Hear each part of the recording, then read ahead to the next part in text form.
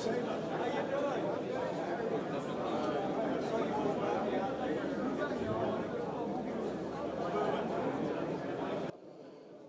everybody should find a seat.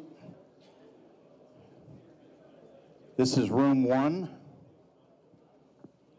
and this is the 2019 Antenna Forum at Hamvention. This is my 35th year organizing this forum.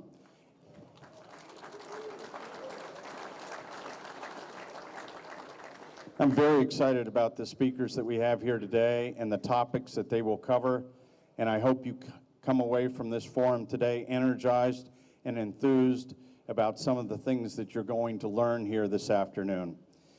If you have ideas or you want to present a paper at next year's Hamvention in 2020, please email me. It's k3lr@k3lr.com.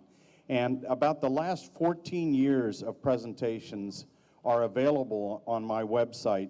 You'll see Antenna Forum button right on the home page, and the years are there, and all the presentations are stacked in there.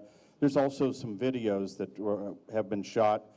This is being live streamed today, thanks to Dan in the back from Hamvention. Thank you, Dan. And so there's lots of opportunity to get this information over again so that you can review what you're going to hear here today. So our first talk is use your tower as a dual band DX antenna for 75, 80, and 160 meters with a single feed and no traps, switches, or tuners, and extensions to phased arrays. Our speaker is very well acquainted with engineering antenna systems. He is one of the world's leading experts in 5G wireless technology. He is a great contest operator, a DXer, a professor, and a great husband and friend. Please welcome Dr. Ted Rappaport, N9NB.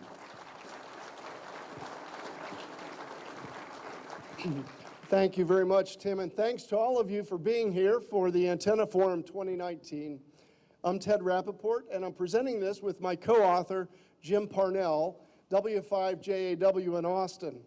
Very excited to be here. I'm a big fan of the Antenna Forum. I've been coming for decades, and it's really exciting to be able to share with you an antenna that Jim and I have developed and have proven, and I think it's going to be very popular for hams around the world. So, and I also want to say that QST Magazine published this antenna in the May issue, this month's issue, and they have preprints of the antenna article. Is anyone from the ARL here? I don't think they're here, they're at the booth, but if you want a preprint of the article on this antenna, it's available in the ARL booth here at Hamvention, so ask for a copy if you're interested. So what I'd like to do is first explain the motivation for this antenna. After all, necessity is the mother of invention, and this was a necessity, as you will see, and that motivated the antenna. And I think a lot of you will share my concerns and what led me to make the antenna, and I think, especially those of you who live in windy property or are worried about things falling or trees that move around, you'll understand that. So first we'll do the motivation, and then what I'd like to do is talk about the basic concepts of the dual band vertical antenna. We're trying to make an antenna that works both on 80 and 160 with a single feed line, very simple, fail-safe, and useful. And like all good antennas, it has to get out. So I'll talk about the basic concepts, the computer modeling, which is how we came up with this idea, and then how we built it, the construction of the antenna, and then finally tuning it, using it, what the results have been, and then turning it into a 2-element array because I happen to have 2 towers on my property. And then we'll conclude. So first of all, this is my front yard at N9NB in Reiner, Virginia, southwestern Virginia. I started my career teaching at Virginia Tech back before the cell phone industry. I was very fortunate to be early on in wireless, and all my life as a professor, I never put up a tower. In grad school, a student, professor, I never had a tower, and my wife finally said when I turned 50, you know, it's about time you enjoy your hobby, you've been working all the time. And she found this 30-acre lot in southwestern Virginia. When Virginia Tech plays a football game, you can see the lights to the north, just to the right of the guy wires. I engineered this station in a wonderful manner, but the one thing I blundered on is I put the guy wires on the front tower that are right in the view, and you can see the guy wires on the right.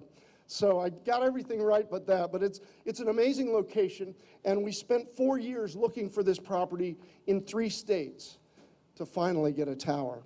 And I didn't just get one tower, I got 2 towers, and this is looking towards east, looking in the direction east. The previous picture was looking north. You can see this great ground slope to JA, Japan, to Europe, to Russia. Amazing ground slope, and then this is looking east towards Africa and Europe, and also amazing ground slope, but you see the trees. And what I did is I put up 2 towers at 65 feet height, because that was, I knew 65 feet tower height with a 10-foot tower mast would be the 75-foot maximum height that the county of Montgomery in Virginia would allow me to do without a permit. I didn't want a bunch of hassle, I didn't want a permit. 75 feet was allowed, so it's a 65-foot tower and a 10-foot mast pipe. And at the very top, at 75 feet, there's a 2-element, 40-meter Yagi. These towers are identical antennas on both towers. 2-element, 40, and then a tri-bander, 14-element tri-bander, individual coax fed. And this is my station. It's also where I go to think lofty thoughts and look at the view, and it's just wonderful, and it's got a great signal. Spent a long time looking for that. And when I put up these 2 towers, I aligned the towers so that if you ran a dipole from the north tower on the left to the south tower on the right, that dipole would be pretty much broadside to southern Europe, 55, 60 degrees. I got that south tower on the right closest as I could to the boundary. You know, with the county regulations, you got to be 100 feet away. So I wanted to get a little bit more towards Europe, but it's kind of looking broadside to southern Europe, northern Africa. The point is, I put a lot of thought into the placement of the towers, and when I built the towers, I made them exactly 130 feet apart. I was having a lot of fun with this project because I was a professor at the University of Texas in Austin, and I was flying back to southwestern Virginia to work on the antenna, to be there when the concrete people came. And so it was kind of back and forth for a couple of years, but I put a lot of engineering thought because I always wanted to try to make those towers vertical antennas. This is the first time in my life I ever had a tower, so I really wanted to try to make a vertical, because we all know vertical antennas, when you have a good ground system, gives you the lowest angle of radiation. It's much more efficient than a dipole, especially at low frequencies. So I always wanted to do a vertical, and when I built the towers, I put in 30 ground radials in each of the towers, not knowing when or if I'd ever do a vertical, but I put ground radials in on each of the towers. So this is my station, and that's the house we built. I built it for a contest station. I even have AC running all over the top and bottom floors if I ever wanted to do a multi-multi. But here's the problem I had up on this ridgetop location. It was very windy. So every inverted L that I would put up, I'd kind of run a rope between the 2 towers, I'd put a vertical wire and then run it over to those trees you saw going towards Europe. Every 3 to 6 months, a giant windstorm would come through and it would knock the inverted L down. Or the inverted L would break at the L.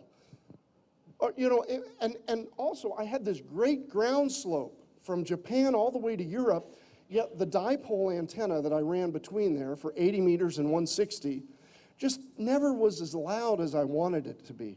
I mean, I'm up there at 2,750 feet in elevation. I've got 300-foot ground slope.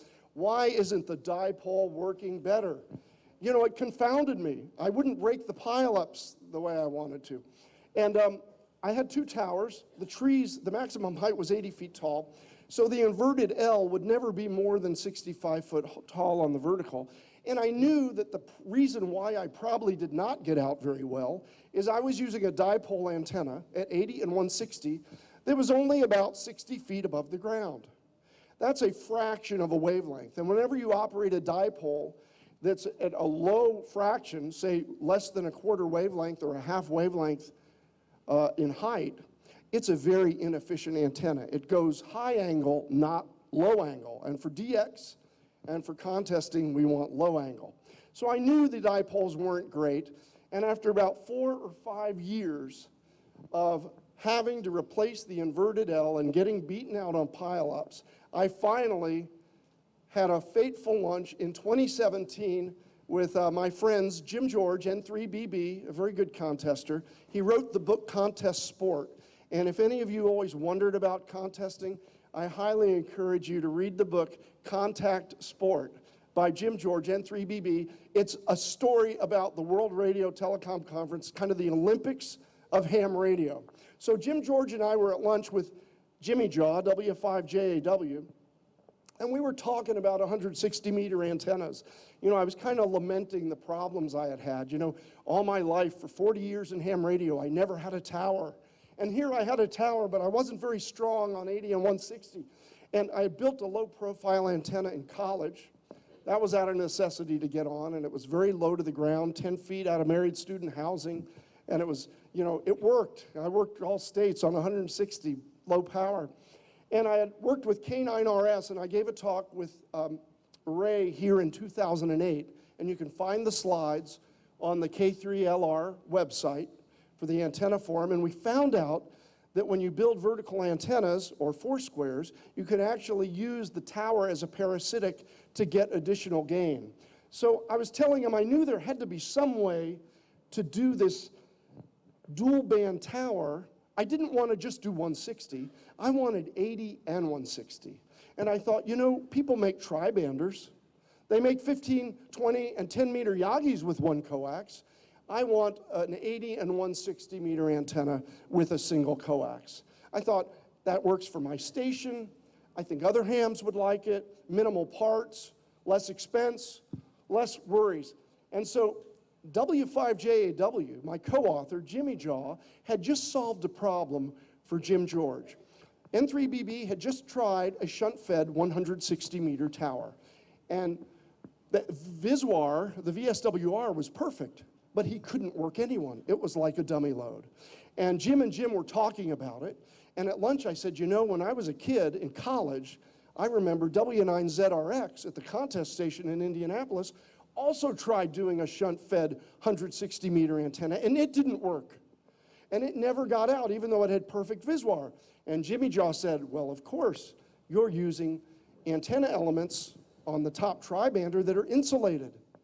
And because the elements are insulated, what's happening is the field on your tower for the vertical that you're trying to make at 160 is then coupling back in and going back down the tower in the coax of the Yagi that's up top. So it's like two verticals with opposite currents. They're totally canceling out. And N3BB was like, wow, Jimmy Jaw, that's awesome, thank you. Jimmy Jaw made a Ballon, solved Jim George's problem. He's now super loud on 160 meters. And as we talked, I said, you know, I bet there are a lot of hams that have this problem. I bet there are a lot of hams who have tried shunt-fed towers and always wondered why they didn't work. And so we talked about the solution, and since Jimmy Jaw had already gone to the trouble of modeling Jim George's antenna in EasyNeck, I said, Jim, I've always had this idea of a vertical. And I spent years, back 5, 6 years ago, messing around with EasyNeck, trying to figure out a way to make a parasitic vertical wire on 80 couple with a 160-meter shunt fed. I'd always gotten something that would be within about 2 dB at loss, but I'd always have some coupling loss. I tried all kinds of experiments in EasyNeck. So I thought it could be done, and I was telling Jimmy Jaw this at lunch. He said, you know, let me try some stuff with the model I have. Maybe we can use a co-feed.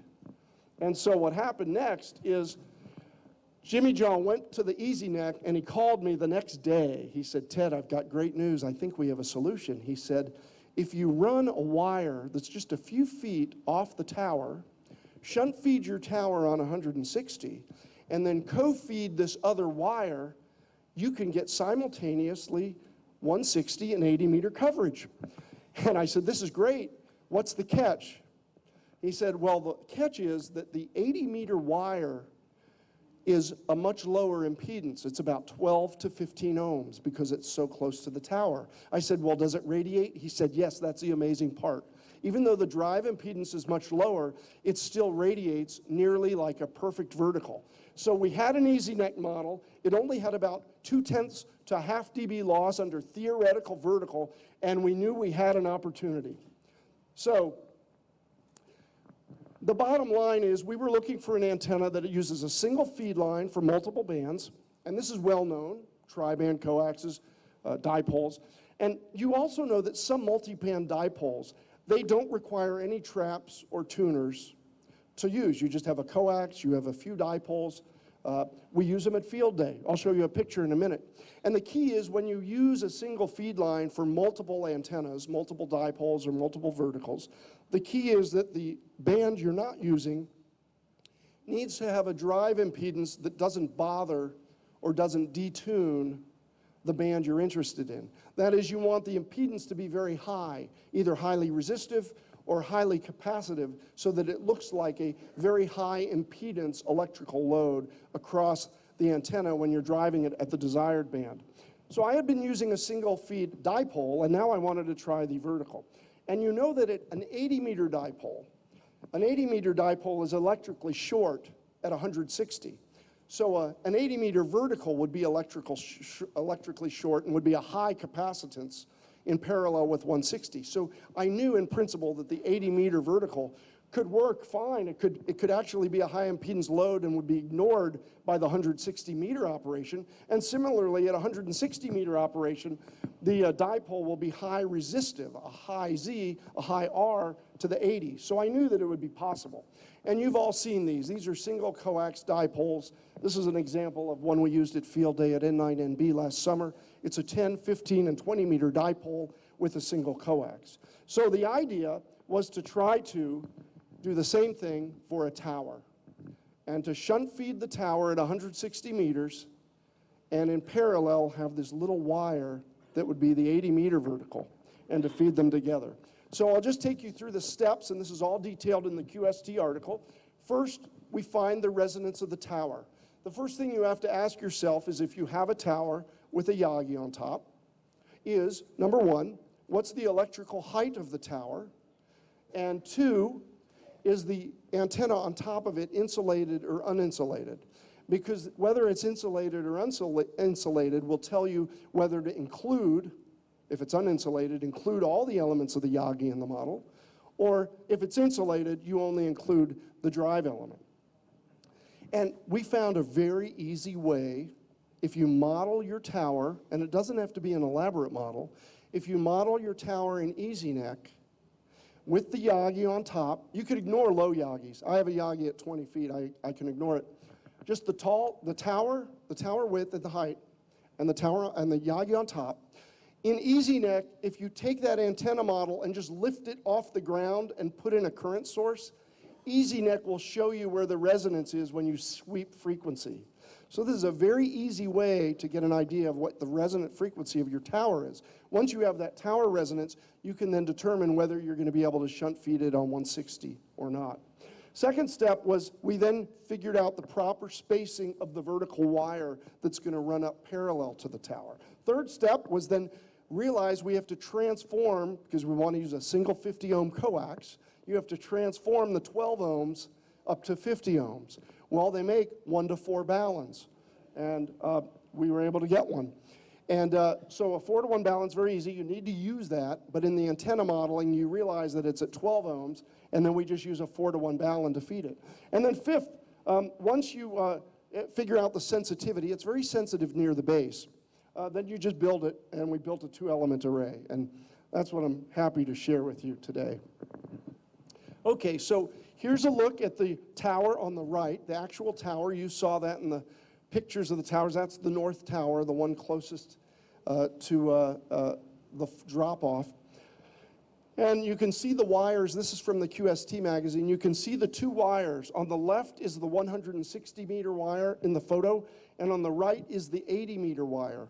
That 80-meter wire on the right in the photograph goes up and is open. It just goes up to a top PVC pipe. In the picture, it looks like it's going up to an antenna element, but it's going up to a PVC pipe at about 58 feet. And on the left is your standard 160-meter gamma match.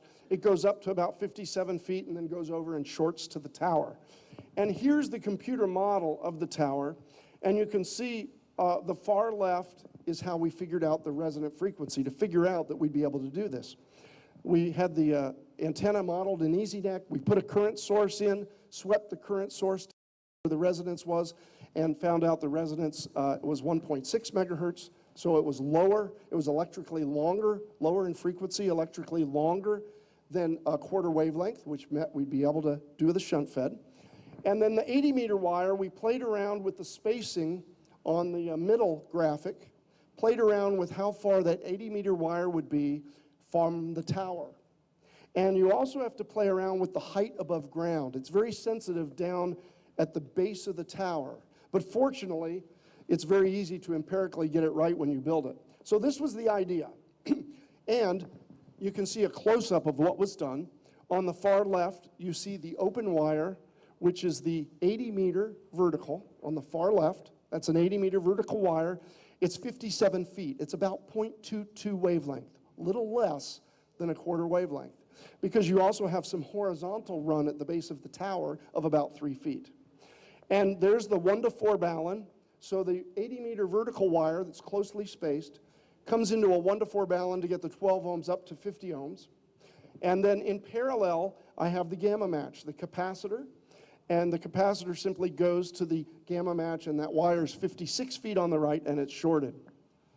And Balun Designs, I called the owner of Balun Designs, and I said, you know, we have this idea.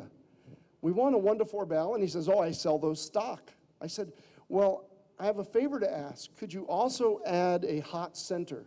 Because I want to feed 2 antennas in parallel. I want a 1-to-4 balun. It's actually an un-un. I want a 1-to-4 un-un for the 80-meter wire. But then I also want the center conductor coming out to a hot center lug that's going to go to the 160-meter gamma match. And he said, no problem, $10. I said, deal.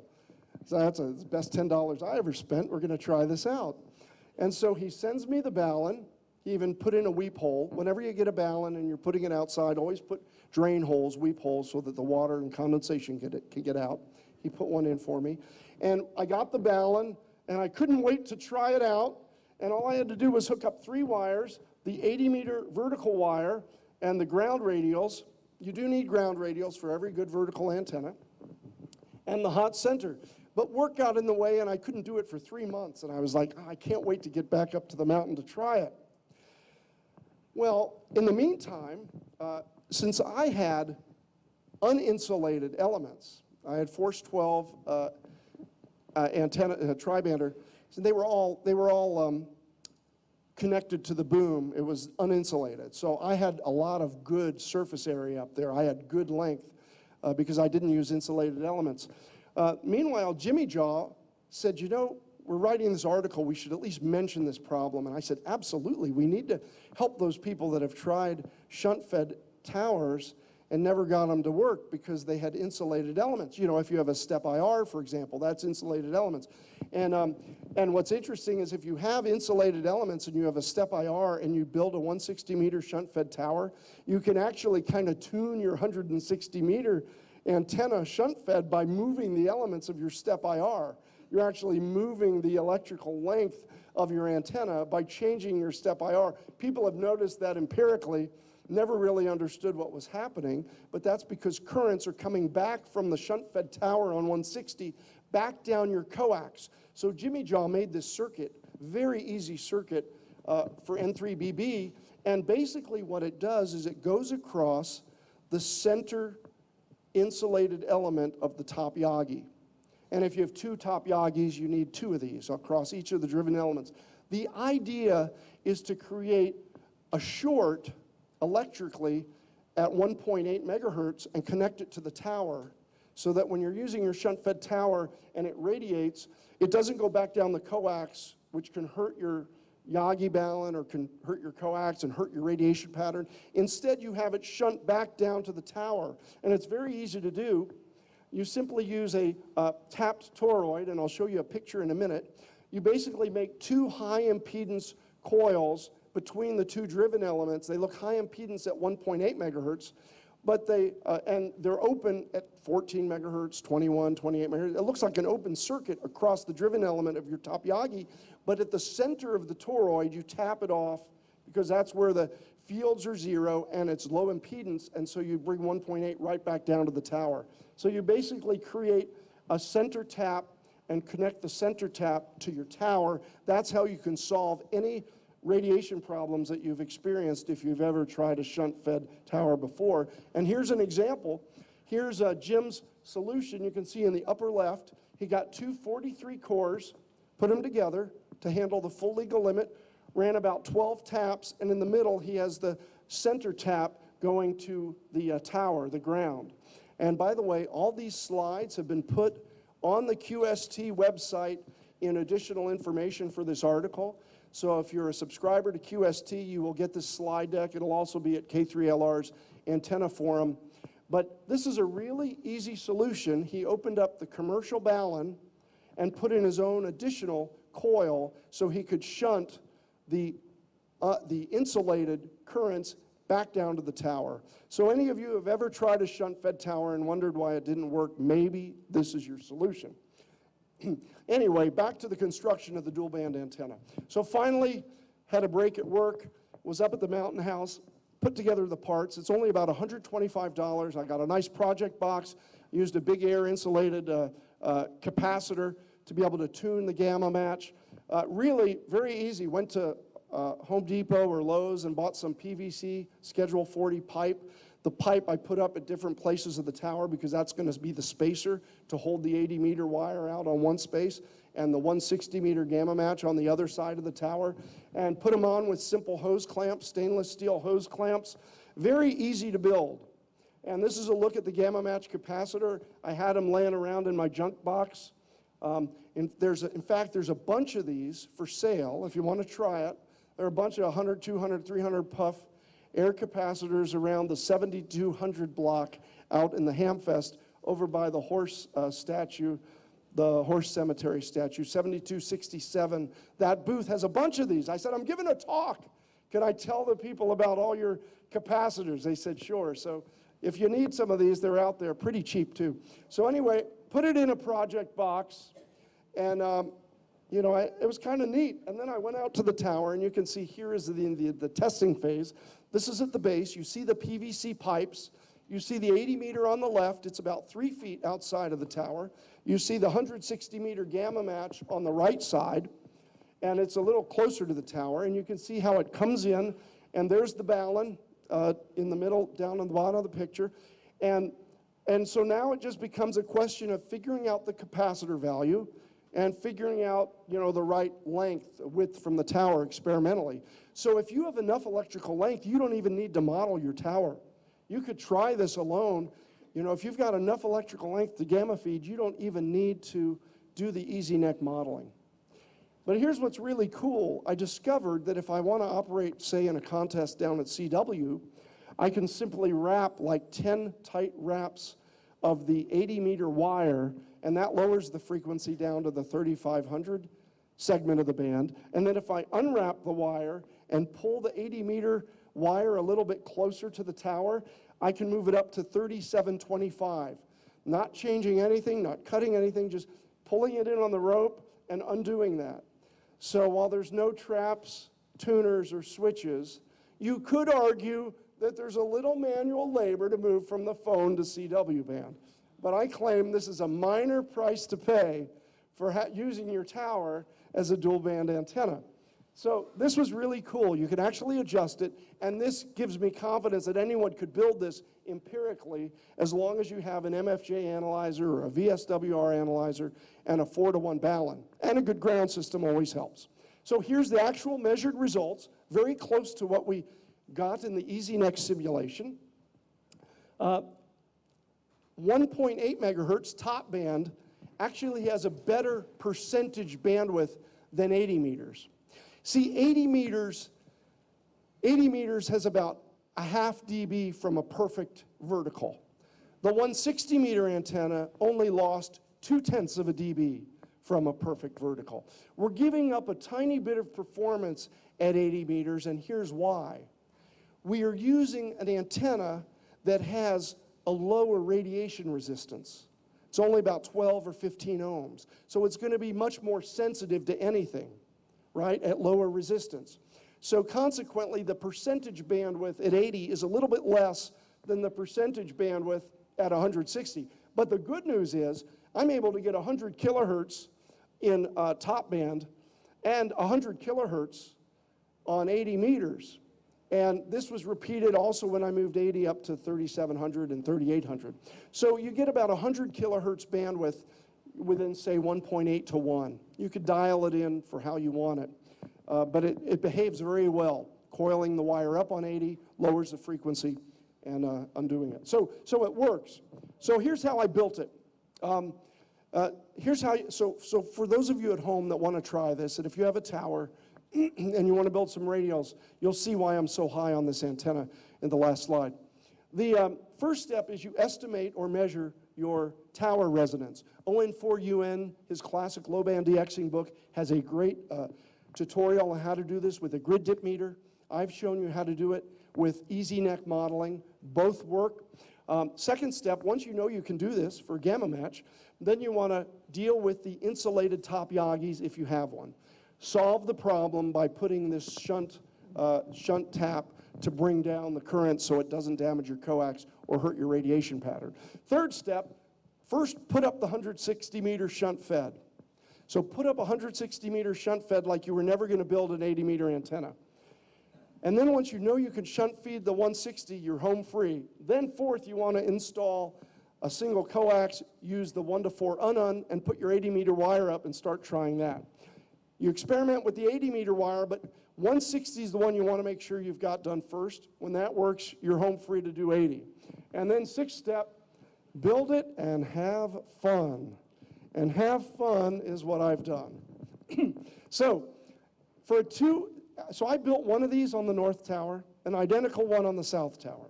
So I have two verticals, each single fed, each working on 80 and 160. And I designed the station so that the coax lengths from each tower are identical into the shack. They happen to be exactly 125 feet. So it's roughly half a wavelength on 80 meters, plus or minus a little velocity factor.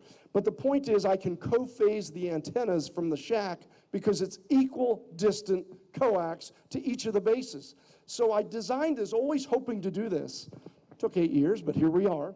And so I have two co-phased vertical antennas that are exactly a half wavelength apart on 80 meters and exactly a quarter wavelength apart on 160 meters with broadside to Europe and ZL. Exciting.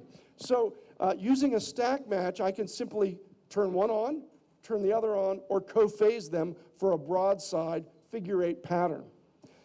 Now, here's what's neat. If I just pick the north antenna with the stack match, I'm using the north vertical, and the south vertical has parasitic gain. I showed this in 2008 with K9RS. And when I just pick the south tower, the north tower is a parasitic reflector. So I get southern gain. So I didn't even have to buy any more phasing. I was able to get broadside with the co-phase and then get north or south. And this is exploiting the parasitic. And we did the EasyNet simulation. Jimmy Jaw, W5JAW, did a great job. And we confirmed within a fraction of a tenth of a dB exactly what ON4UN had published 20 years earlier. That indeed, we'll get some gain. If you look on the far right, you get 3.8 dB array gain by using two verticals at 80 meters. So I'll get 3.8 dB. Hey, and listen, at low signal level, on 80 and 160, you know, an S meter unit is 2 or 3 dB on most rigs. So if I can get an S unit, I know it's supposed to be 6 dB in theory, but trust me, when you're at low signal, we're talking 2 or 3 dB per S unit. So if I can get an S unit and a half, I'm in. And indeed, I got an S unit and a half, 3.8 dB on 80, and on 160, I've got 1.15 dB. So you might say, what good is 1.15 dB on 160? Hey, on 160, I'll take a dB. I'll take a dB anytime. And what's great is on 160, because I have a lot of ground radios and I'm at 50 ohms, I get more real gain on that antenna. I get less real gain because of the 12 ohms at 80. That's why you see the actual single dBi is only 1.28 dBi. It's less than a dipole. It's less than a true vertical. That's because I'm at 12 ohms and I've got imperfect ground. I can put in more ground radials and I can get that gain up on 80 meters. And that's what I'm going to be doing when I get home. I'm going to be putting in more ground radials. I'm going to go from 30 to 60 to maybe 100. But the point is, this is what the theory was. And does it work? You better believe it does. So I've just been contesting with these verticals, and I'm a low power contester. I don't use amplifiers. I love low power. It kind of reminds me when I was a kid and, you know, couldn't afford an amplifier, and I just like it. And so I used the vertical for the first time on the North Tower in the Stu Perry Top Band Challenge. It's a contest on 160 meters, and I didn't even have a receiving antenna. My SAL 30 was broken. I didn't know it. I had no receiving antenna, and I made the most QSOs in the world on 160. I was third world low power. And then I won the 2019 ARLC WDX if the score holds. I'm #1 North America in the Russian DX if the score holds, and #1 North America low power 2019 in CQ WPX if the score holds. And when I went back and looked at the 80 meter and 160 meter QSOs for all the other low power stations, whether they're in New England, whether they're in the Midwest, no matter where they are, I'm holding my own. So this antenna really works. And I think, yes, I have a great location. I spent years looking for it. But I really believe, compared to the dipole at that great location, the performance is just really staggering to me. So that tells me that anyone with any lot who's using a low dipole but has a tower is going to get some real DX gain on this. The key is a good ground system. You have to lay the radials, but I'd much rather lay radials than have to climb trees and throw ropes up and put an antenna wire up every 3 months. So, but wait, there's more. This was really amazing. After I got this antenna up and was really thrilled with it, I started using it remotely. I live in North Carolina and I have a remote to the Virginia station. And I went to another band and I was using the vertical and it tuned perfectly. I'm like, what's going on? And then I went to another band and then I went to 6 meters and it had low viswar. This thing like works on every band. And I called Jimmy Joe. I said, Jim, how is it that it's getting out? He says, well, I cannot guarantee any radiation performance, but it's probably just happily resonating because these are multiples of 80 and 160 meters. So I made a bunch of QSOs on all these different bands remotely. So not only does this work great as an 80 and 160 meter antenna, it happens to work really well on most every other band, including the WARC bands. So if you're lucky enough to have a tower, I didn't have a tower for almost 40 years of my ham career. I'm making the most of it now. If you've got a tower, make the most of it. Try this dual band, trapless, switchless antenna for 80 and 160. And I'd just like to conclude and tell you that I no longer use dipoles. I took the dipoles down after doing reference tests. I no longer have a dipole up at N9NB. I'm just using these 2 verticals. They're easy to make. They're easy to maintain. I've not had a problem. They've been up for close to a year, maybe 8 months. Adding more ground radials will improve the performance, and no longer do I need any tuners, traps, or switches. Try it. You'll like it. Thank you very much. I'll be at the Super Suite. I'll be at the Super Suite tonight and tomorrow night to talk about the antenna. Go by the ARL booth if you want a preprint of the article. The slides will be at K3LR Antenna Forum, and also they're at QST now. And QST did a great job with the article. Thank you very much. Thank you, Ted. Not only will Ted be at the Super Suite down at the Crown Plaza this evening for Q&A, and I expect there to be a crowd around him, Ted is also the keynote speaker tomorrow night in front of 500 people at the contest dinner at the Crown Plaza. So those of you who are fortunate enough to be coming to the contest dinner are going to get a real treat as Ted tells his life story. So our second talk today is big and small or selection and construction of high-performance 6-meter Yagis.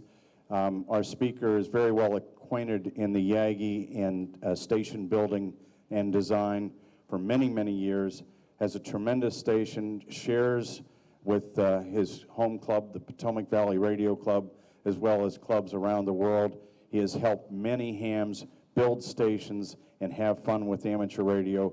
Please welcome Frank Donovan, W3LPL. What time do you want?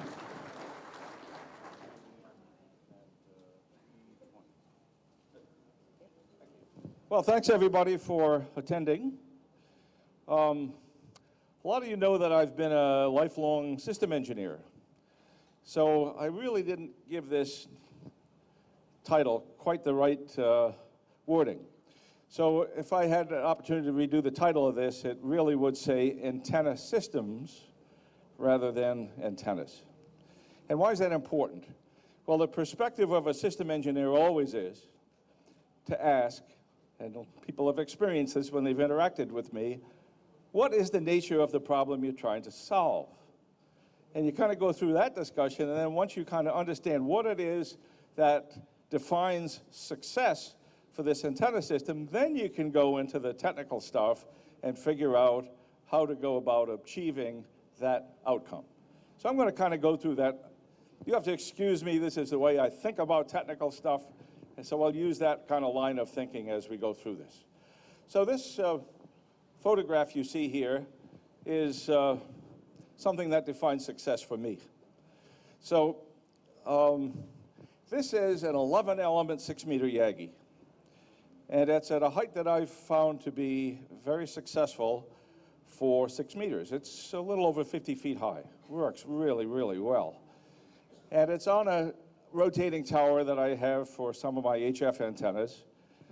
And there's a couple of reasons why this antenna is so big.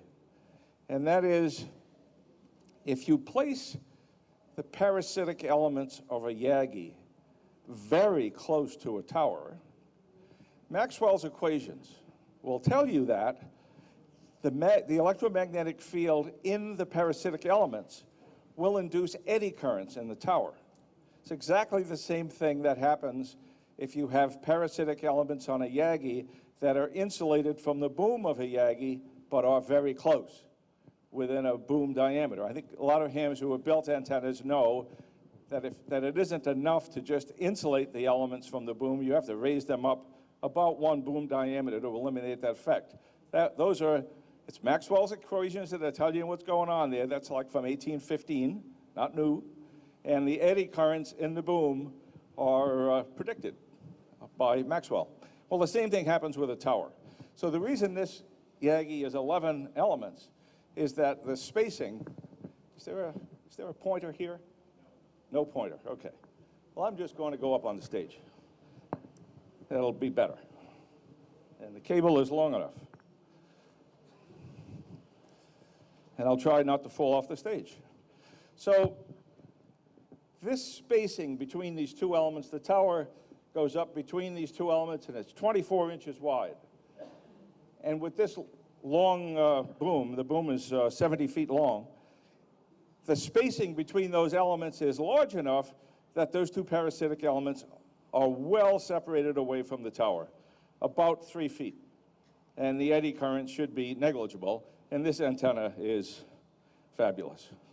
And you can't buy this anywhere. It's homemade, but very easy to build. Okay, so let's see if we can get off the first page. Okay, that's not working. Space bar. Okay, that works. Good. Thank you. So, is there anybody here who doesn't own an antenna handbook? Tim, I think you can help them. Every ham should own an antenna handbook. And the antenna handbooks have been significantly upgraded in recent years. So if you don't own a current one, it's worthwhile to invest in one. They're really good. And I'm sure the next issue will contain some more stuff of interest. So buy one of these. Everything you need to know will be in there. So when I speak about antenna gain in this presentation, it will always be relative to a half-wave dipole. There's a lot of ways to measure gain, and it depends what your motive is. I think the most honest way is to measure gain with respect to a half-wave length dipole, and if you compare those two, an isotropic radiator radiates equally in all directions. It's purely fictional. No such thing exists, ever will exist. So in a computer model, you can, or by mathematics, you can determine what the gain of a dipole, we all have used those, is relative to an isotropic, and it's 2.15 dB. Some manufacturers add that into their gain figures, but I won't use it in my presentation. The other factor, and some manufacturers include this, is the gain of a half-wave dipole over Earth. And it's just about impossible, no matter how poor your Earth is, to get less than 6 dB of gain when a horizontal dipole is placed over Earth. So the total of the gain of a horizontal dipole over Earth, more than about 2/10 of a wavelength high, is 8.1 dB. We haven't done anything yet to get gain other than put a dipole at the correct height.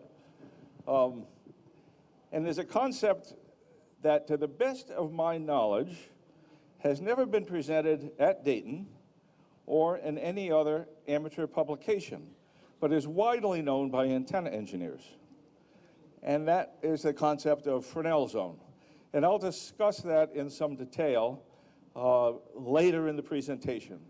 But the important facts here is that in order to gain that 6 dB of gain over a dipole in free space, or 8 dB over an isotropic source, is that the terrain which is producing this reflection has to have some properties. And the people that do EME are especially aware of this, but they don't ever characterize it in terms of the Fresnel zone. But they know about these properties. And that is, in order to get the 6 dB of gain predictably, you want the terrain irregularities to be less than about 25% of the antenna height. And I'll describe that in more detail later. And you want any buildings that are in that reflection zone also to be less than 25% of antenna height. And you want this reflection zone, called the Fresnel zone, and I'll describe that in detail later, you don't want that to be obstructed. You can tolerate about 5% obstruction. When you go beyond that, you start losing some of that gain. And it turns out, as you raise the antenna, the Fresnel zone gets bigger and bigger and bigger, and it's more susceptible to obstructions that might be there. So, and I'll show you the details of that also. Oh, I moved it further up, so I don't have to wait. So, for those that are interested in learning a little bit more about this, I made a mistake and didn't put the reference to the webpage where you can learn more about this. There was an engineer that worked for the National Bureau of Standards in 1961, and he published a seminal paper on this topic, and you can get to that paper by using Google. And write this down if you're interested. His name was Utlaut, U-T-L-A-U-T. And if you combine with his name the word Fresnel, up will pop his 1961 paper. And that diagram was shamelessly stolen from his 1961 paper. So let me go back up on the stage again and see if I can avoid falling down. So this is the magic zone that gives you that free 6 dB. And especially if you do EME, you really want to preserve this. So let me describe the image first. So on the left side here, this figure H is the height of the antenna above ground. And then for any particular ray path, so this might be Europe, but as you turn the antenna, maybe this would be South Africa. But for any particular path, there are some properties of this reflection zone. One is known as the geographic reference point. If you had a flashlight and shone it down on a perfect reflecting image, that would be the reflection point for a flashlight. But this is not a flashlight. This is 6 meters, or wavelengths along, and the reflection zone is not a pinpoint. So the Fresnel zone is defined as the near edge, and the far edge, and the width. And this is the area, ideally, where we'd like to control what the obstacles are or the terrain irregularities are in that zone. So I've taken a couple of, for 6 meters, interesting elevation angles. Some of you might use the term radiation angles, but these are elevation angles above the horizon. This is kind of a sweet spot for 6 meters, 50-foot height. So the tolerable terrain roughness to get 6 dB of ground reflection gain is about 12 feet of terrain roughness. It can be bigger than that as long as it's not bigger than that across the whole Fresnel zone. So you can tolerate a 5 or 10% of roughness exceeding that. And also the zone, the part of the Fresnel zone that is much more sensitive is the part that's kind of in the middle half. You can tolerate more imperfection on the edges than in the middle. So at this kind of sweet spot of 50-foot height on 6 meters, tolerable terrain roughness is about 12 feet. Don't worry if yours is 20. The Fresnel zone width is 300 feet at its maximum width, which is a little bit beyond this reflection point. So you care about not just things straight ahead on the path to Europe in that example, but you care about somewhat left and somewhat right. That's why Terrain Analyzer tells you when you run TA that you should run not only the path straight ahead, you should run to the left and to the right. It's because of the Fresnel zone. So the near edge is about 100 feet from the tower. So if there are obstructions near the tower, like a house or other buildings, it doesn't matter much as long as it doesn't block the ray path into this reflection zone. And the far edge at 5 degrees radiation angle is about 1,800 feet away.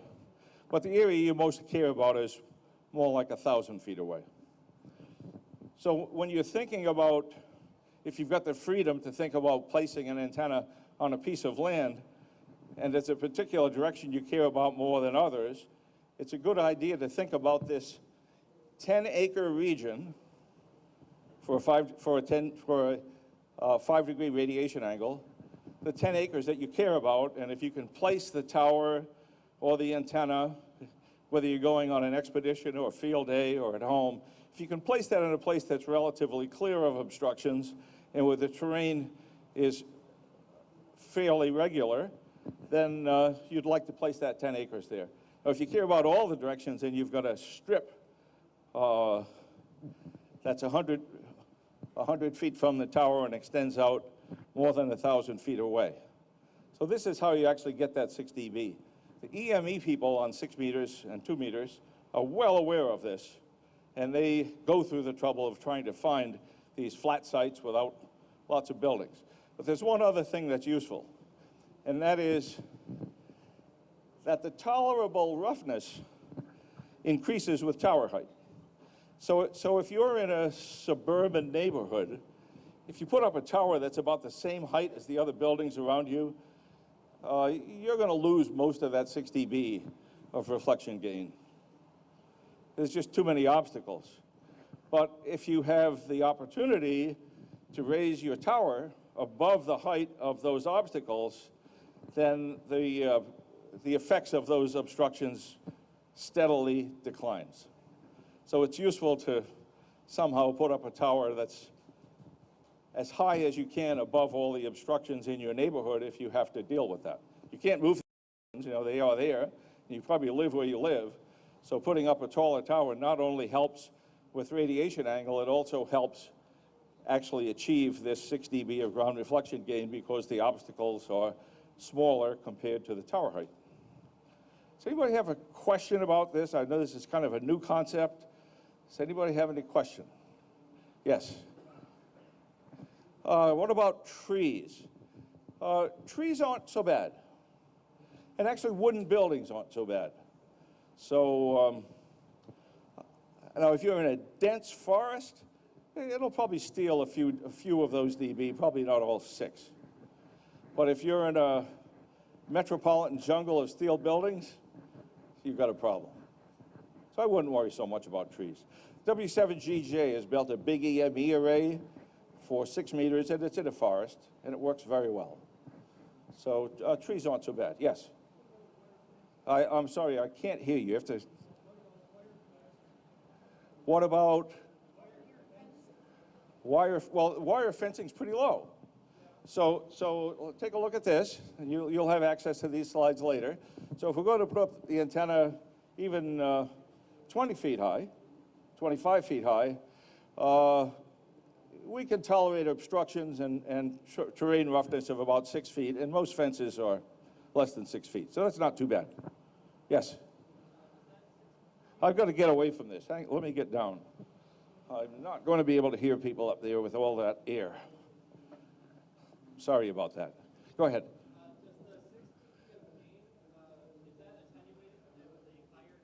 No. So here's the question was, is the 6 dB of ground reflection gain, it's free, we don't have to pay for it. We got it when we were born. As long as we use it correctly, it's free. Is it affected by the height of the antenna? Well, here's the reason why the answer is no. No matter what I do, I can't radiate more than 180 degrees, right? Because I'm going to hit the horizon on one side, and I'm going to hit the horizon on the other side. So I automatically, with any antenna I build that's terrestrial, outer space is different, but if it's terrestrial, I can only illuminate half of the 360 degrees. So you might think, well, that gives you 3 dB. No, it gives you 6. And here's why. Because the radiation from that antenna constructively interferes with the ground and destructively interferes with the ground, so you can really only illuminate 1/4 of that space. And I'll go back to this previous slide if I can figure out how to go backwards. Nope. I don't think I can go backwards. Well, I'll describe it. So if you've seen antenna patterns, you know that they break up into multiple lobes in the vertical pattern. So the constructive interference are those lobes, and then there's a null, that's the destructive interference. And if you look at the net sum of all of those lobes, no matter what the height, make it as high as you want, half of that 180 degrees above your head, that hemisphere, is illuminated by lobes, and the other half is not. So that 6 dB of gain comes from all of the constructive interference lobes. So if you put that antenna 400 feet high, you've still got maxima and minima. It's still there. But you know, these real high heights, really, really high heights, especially on 6 meters, which is what I'm supposed to be talking about here, it's not a good thing. Some of you who are active on 6 meters probably know of Al, K3TKJ. He usually comes to Dayton. And Al put up this audacious antenna on 6 meters, 225-foot rotating tower, and I think there were 6 or 8 very large 6-meter Yagis. So I asked Al, after he'd had that antenna for a few years, would you do that again? No, he wouldn't. Because what he found after lots of use is that he very rarely used any antenna that was more than 120 feet high. And he said, really, the better ones are the ones that are down low, at about a height either of the single Yagi or if he used several stacked Yagis where there was one Yagi above 50 feet and one below. So when I put up that big 11-element Yagi that I showed you earlier, I used Al's experience. He had this instrument, 225-foot tower, and I put it at 55 feet, and it's great. So you don't need to put 6-meter antennas at these heroic heights. It there is very definitely diminishing returns. Over here.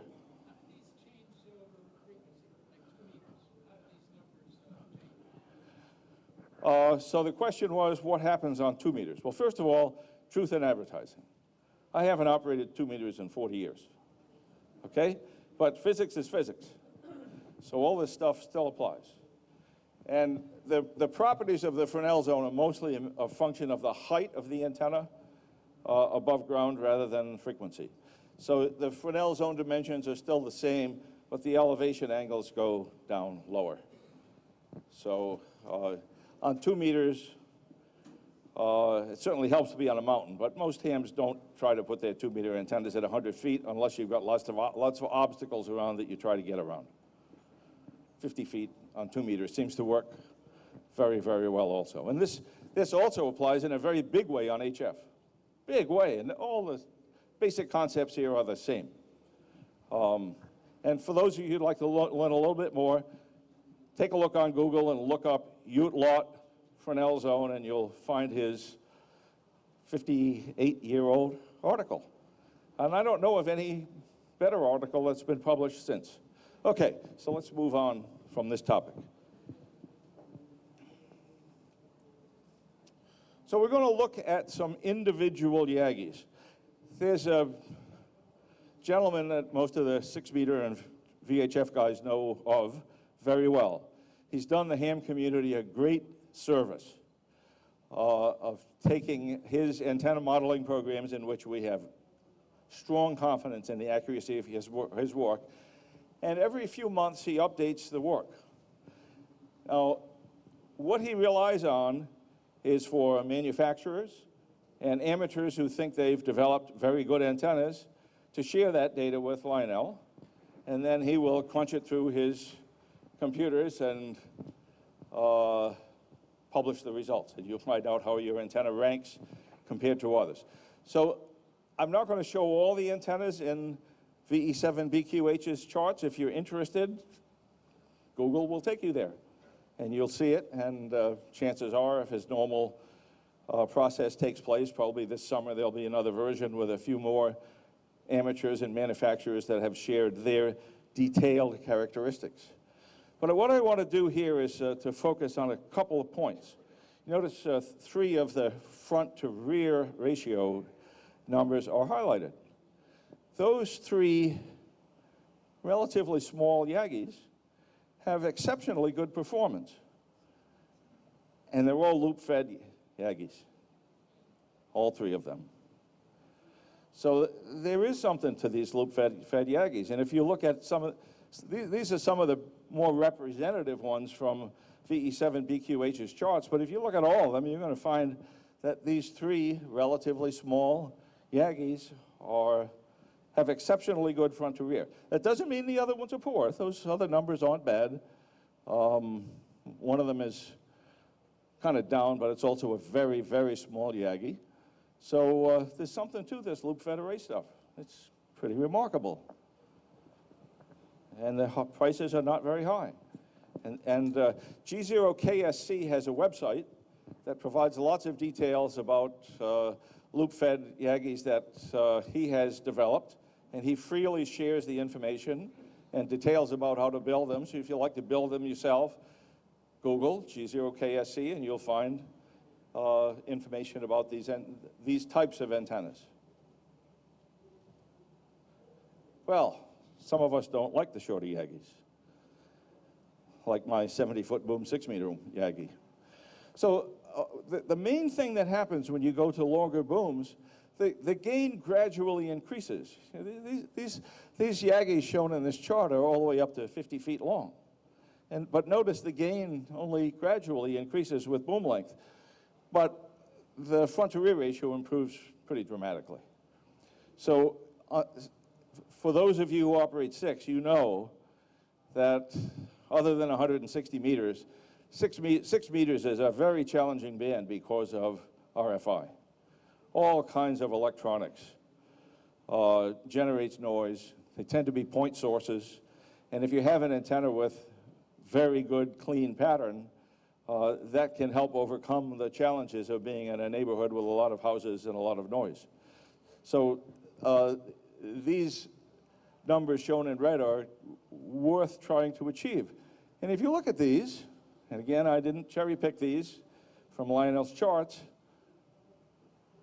they're all LFAs, with the one exception of a really long YU-70F Yagi. It's 10 elements. It's almost as big as the one that I use. And it has higher front to back, front to rear, probably mostly because of its length, and also because YU-70F is a very good antenna designer.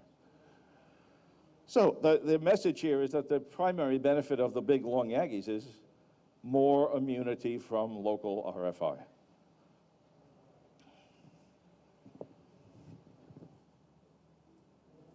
So let's just take a look at some of these. I selected these because the manufacturers share the details of the antennas online. So you'll see when you go on to look at these charts after they're available on the website, if you go to these, you'll find the details of how they were built. So if you want to build one, or if you want to learn how they were built, you can go there and see all the details. This is a wonderful thing that manufacturers do, and gives us more confidence that there's some substance behind what they do. So this is a very tiny Yagi, but it performs pretty well for its size. And this one's a little bit bigger. It's designed by YU-70F, and all the details are published online. This one is direct 50 ohm feed. This is a high-performance G0KSC loop-fed Yagi. All the details at that website. These are loops, by the way, if you want to build your own. They're not difficult to make. The tubing benders are readily available at automobile stores or online, and they're not expensive. So, and G0KSC's website shows you exactly how to bend aluminum tubing. And notice also that there's a choke on this antenna, because we're really trying to keep noise out of these systems. And we've got lots of noise sources. So there's a coax wound choke on this antenna, and that's a good thing. So any 6-meter Yagi, because RFI is such a big deal, should have a choke at the feed point to isolate the outside of the feed point from the antenna. Does anybody know how many terminals are there at the end of a piece of coax cable? Somebody tell me, how many? Right there. 3 terminals, yes. Any piece of coaxial cable has 3 terminals. What are you talking about, 3 terminals? 3 terminals. It has the inner conductor, it has the inside of the outer conductor, and it has the outside of the outer conductor. And we do not want to get any energy from the outside of the outer conductor. So a choke belongs there to make sure that that energy does not enter the feed point of the Yagis that we've gone through so much trouble to select, construct, or purchase and install. So any 6-meter Yagi, with the possible exception of a T-batch, should have a choke very close to the feed point. And here's, this antenna is not a loop-fed Yagi. It performs pretty well. You can see some of the details here. This is direct 50 ohm feed. And I'll show you those mounting blocks that he used. They're getting to be very popular now, and they're not very expensive. There's another loop-fed Yagi. The details of that strange device on the feed point are completely obsolete. It's been debunked as an effective way to choke currents. So now the preferred way is either carefully chosen and constructed coaxial cable choke or a ferrite bead choke. The photograph here is no longer used.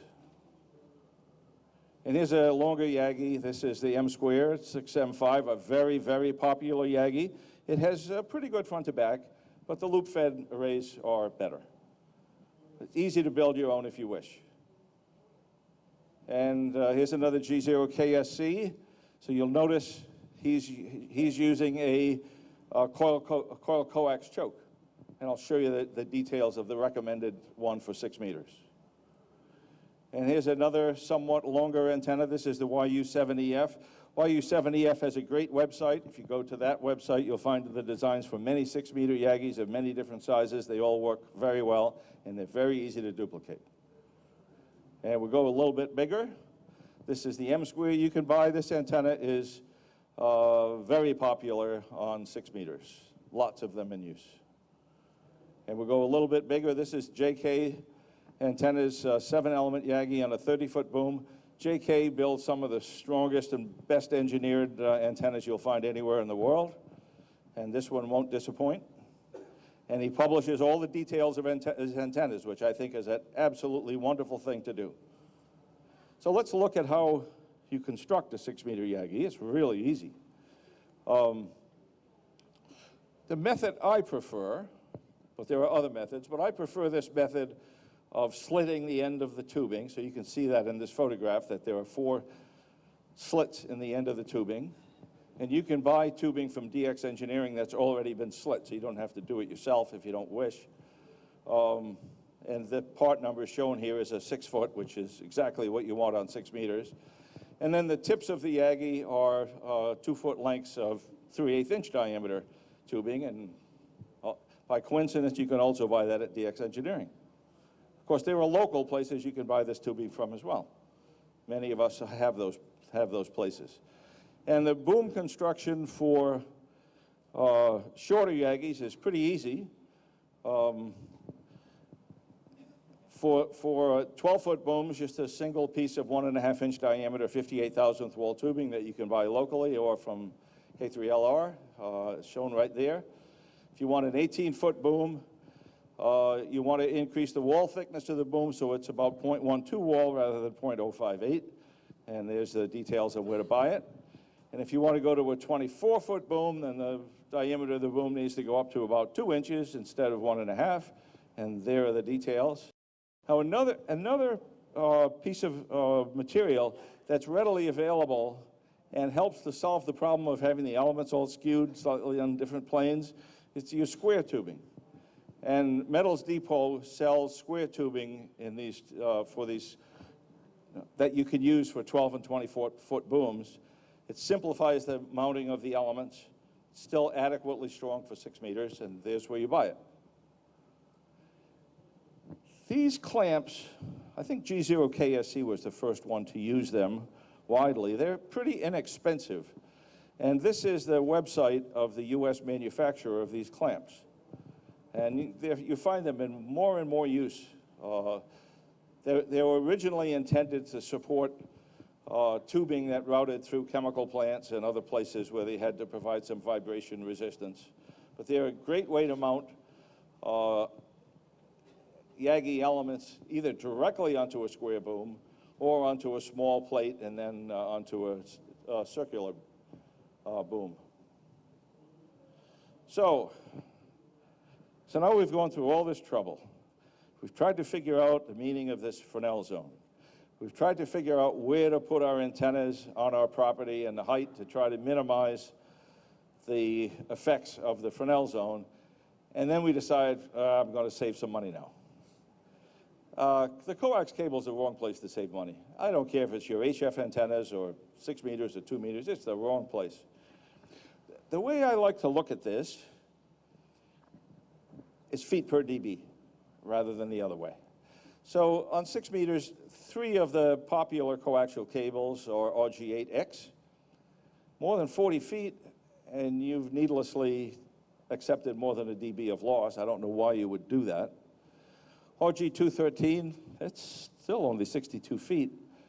And LDF4, widely available out on the flea market here at Dayton, $1 a foot or less, 208 feet.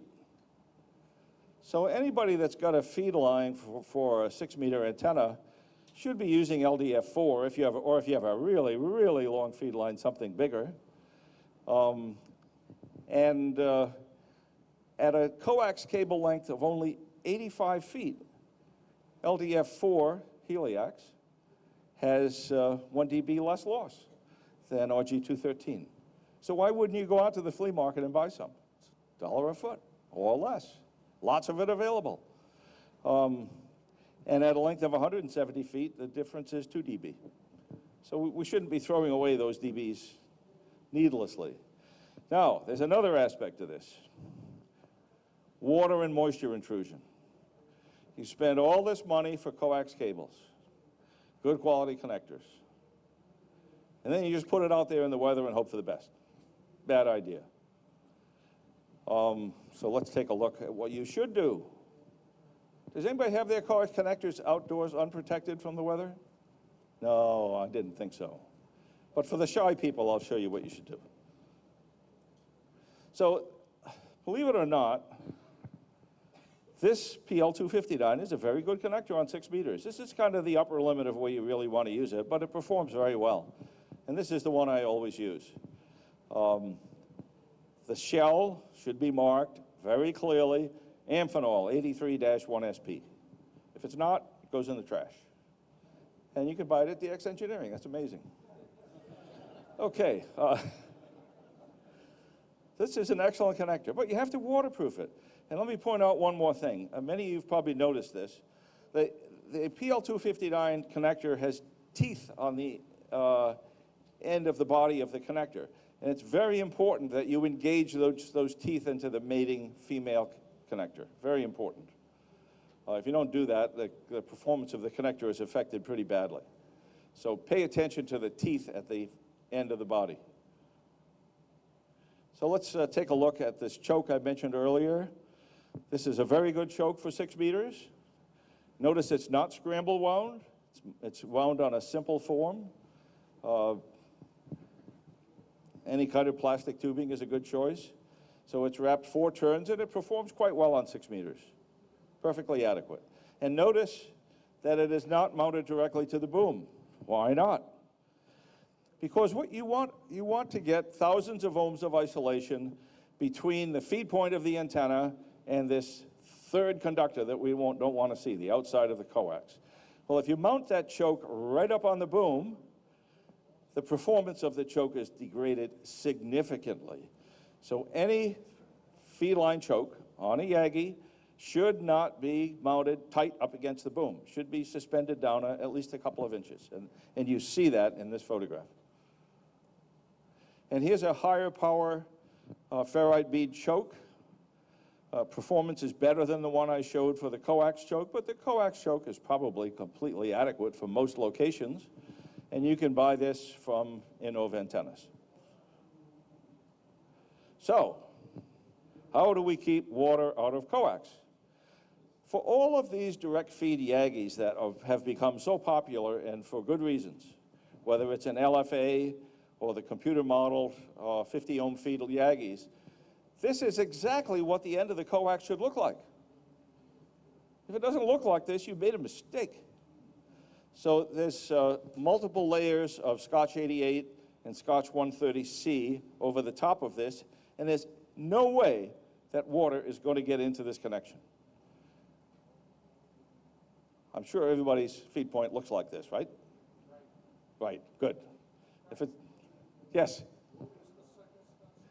It's 130C. So it's self-vulcanizing tape. And there are other versions as well that do this. Self-amalgamating? Okay, thank you. Should look at your book, I bet, right? It's in the book. Okay, thank you. So if your feed point doesn't look like this, if you're looking for things to do this summer, take the antenna down and make it look like this. If it doesn't look like this, you've got a problem. And it's going to raise its ugly head at some point.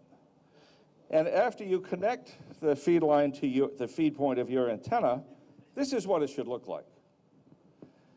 This happens to show a choke balun, and you can see that liquid electrical tape had been placed over the hardware to make sure it didn't back off. And I'll show you another more detailed one. This is a much more detailed one. You'll see this on the website later, that lists kind of all the things you need to do right to keep water out of this feed point.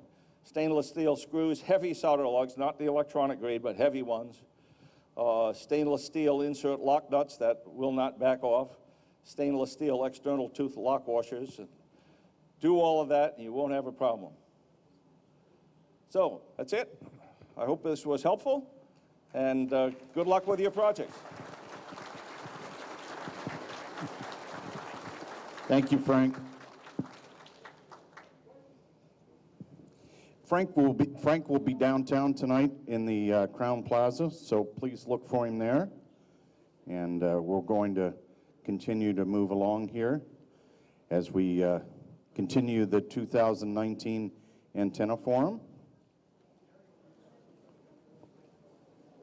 So these slides will be available at k3lr.com, and they will be available within the next, yes, going to enable that.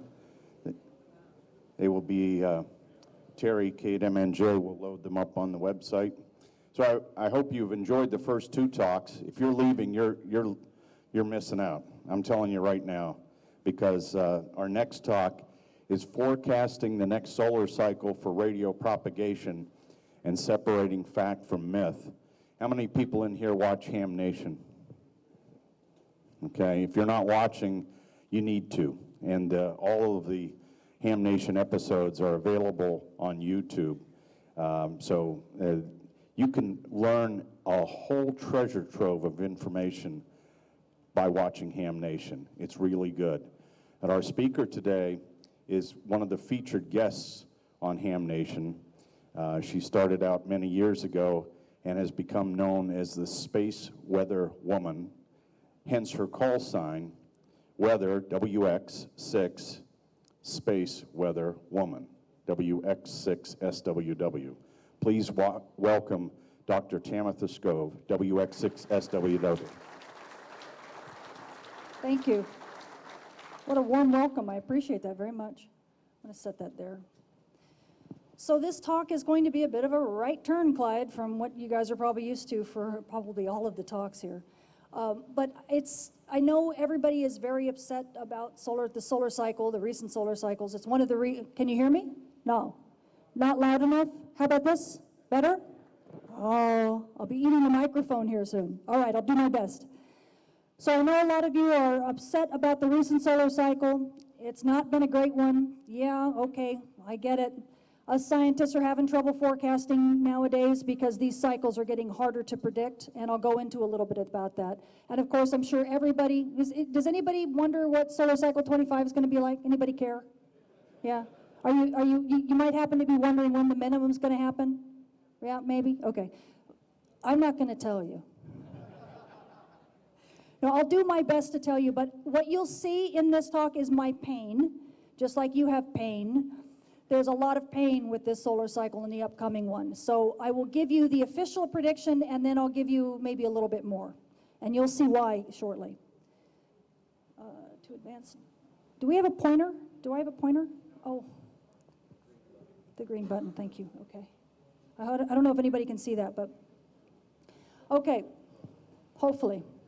So what I want to remind you all of is that our complex star is always changing. It's not like there's a switch that you flip and it stays rigid for 11 years, and then you flip the switch again, it reverses and it stays rigid for another 11 years.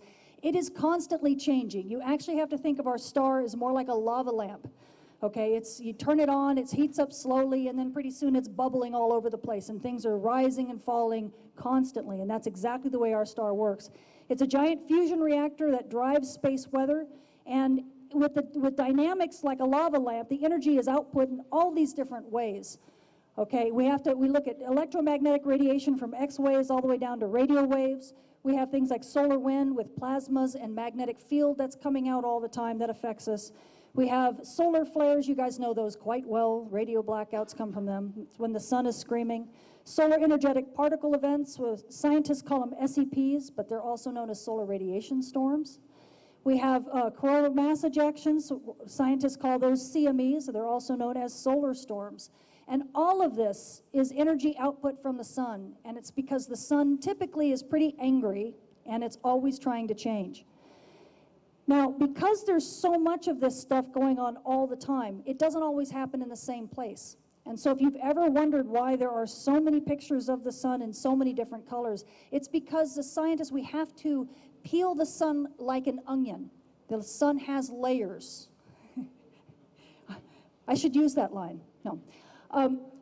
But because the sun has layers, we have to use different frequencies of light to be able to see what's going on in each individual layer. And believe it or not, all of these pictures were taken at nearly the same time, within about 15 minutes of each other. But don't they look radically different? Down here, you get the white light image. This is the image that you can see down on the planet, you know, when you're looking up at our star. But all of this other stuff, you actually have to go up into space to see. And the reason for that is because our atmosphere blocks these frequencies of light. So these extreme ultraviolet frequencies, you actually have to have a space telescope to see. Now, if you go a little bit higher in frequency than white light, then you start seeing the plage regions. These are the bright regions that surround sunspots. You go a little bit higher in the solar, it's another layer of the sun. You're getting close to the sun's atmosphere. That's when you start seeing things like solar storms being launched. That solar storm is in all of these pictures, but you can only really see it right there on that layer. You go up a little bit higher in energy, you can start seeing things like coronal holes. Coronal holes are things that drive fast solar wind. That's another kind of storm. It's in that, you don't see it in that picture, but you see it there. Go even higher in energy, and you can start seeing blast waves rippling across the sun, like big earthquake. That lets us scientists know how extensive a solar eruption might be. Now you go even higher in energy, and now you can start seeing the bright points again, but now you get to see things like solar flares, and that gives us the radio blackouts. But so in case you ever think that scientists just color the sun for fun because we're bored, or if you ever look at my forecasts and I keep changing the sun color, it's not because I'm a girl. There's actually a method to the madness here.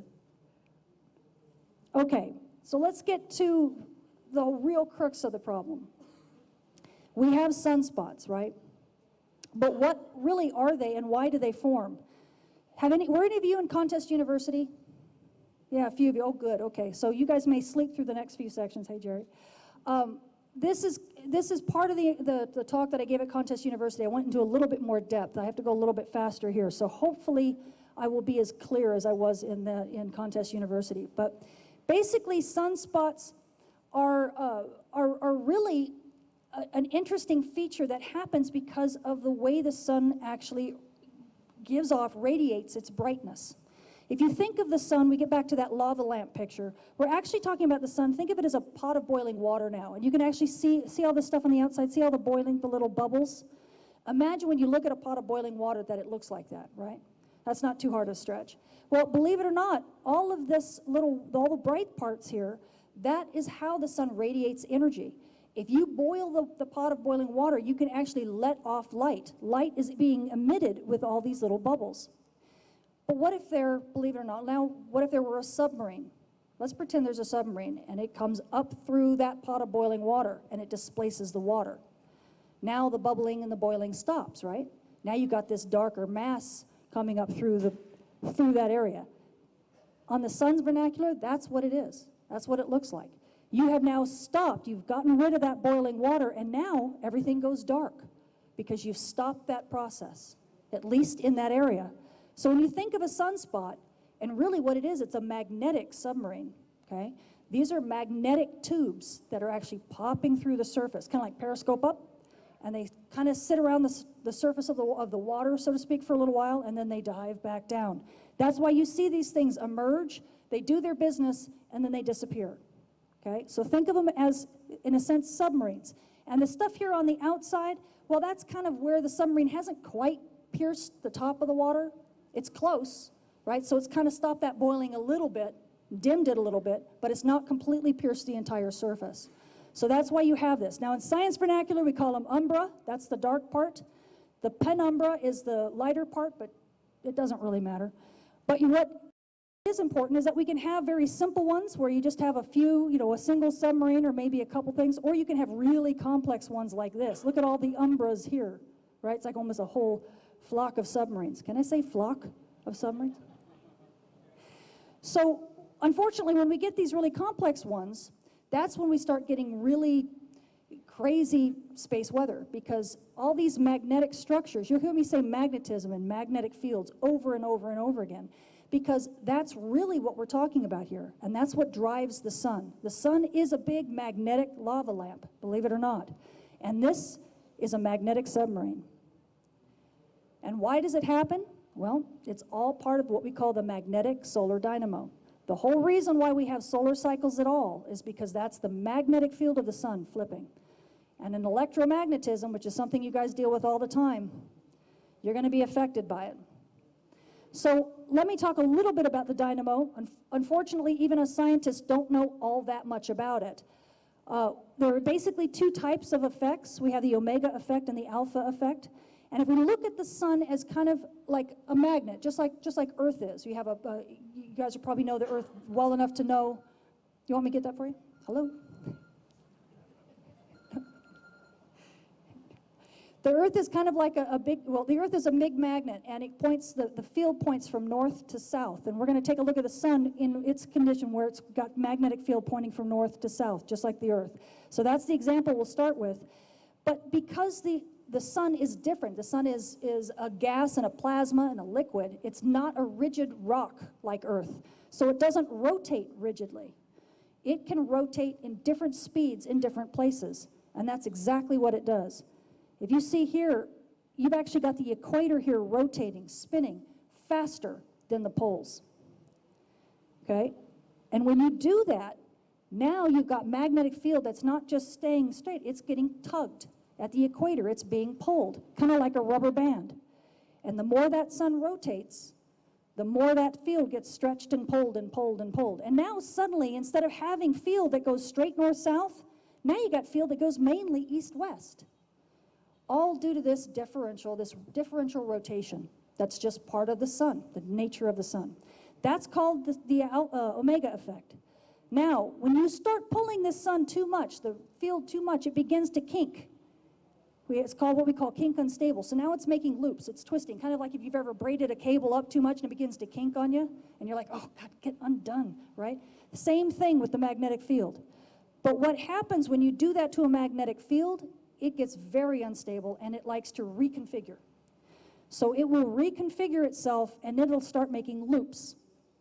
Okay, but now if you notice the loops, they kind of go up and down, right? Does that remind you of the submarine, up and down? Okay, and also notice they kind of point north-south, don't they? We're back to, instead of east-west so much, they're a little bit more north-south. These loops make sunspots when they pierce the surface. And if you make a lot of them over time, you can completely reconfigure the field. So now the Earth's, or the magnetic field of the sun, instead of pointing south or north to south, is pointing south to north. That's a magnetic field flip.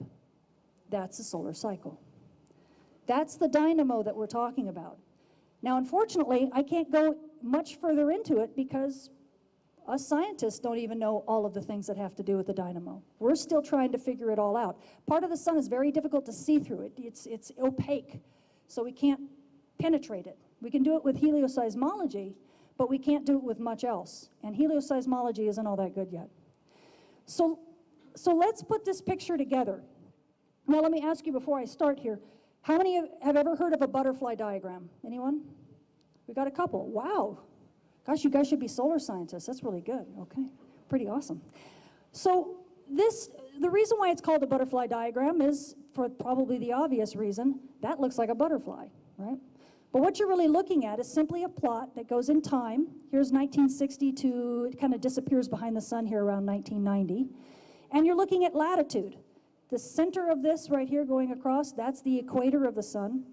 This is the northern hemisphere going up in latitude. That's the southern hemisphere going south. So what you're looking at is essentially a picture of the sun and the plane of the sky, right, in time, and how it changes in time.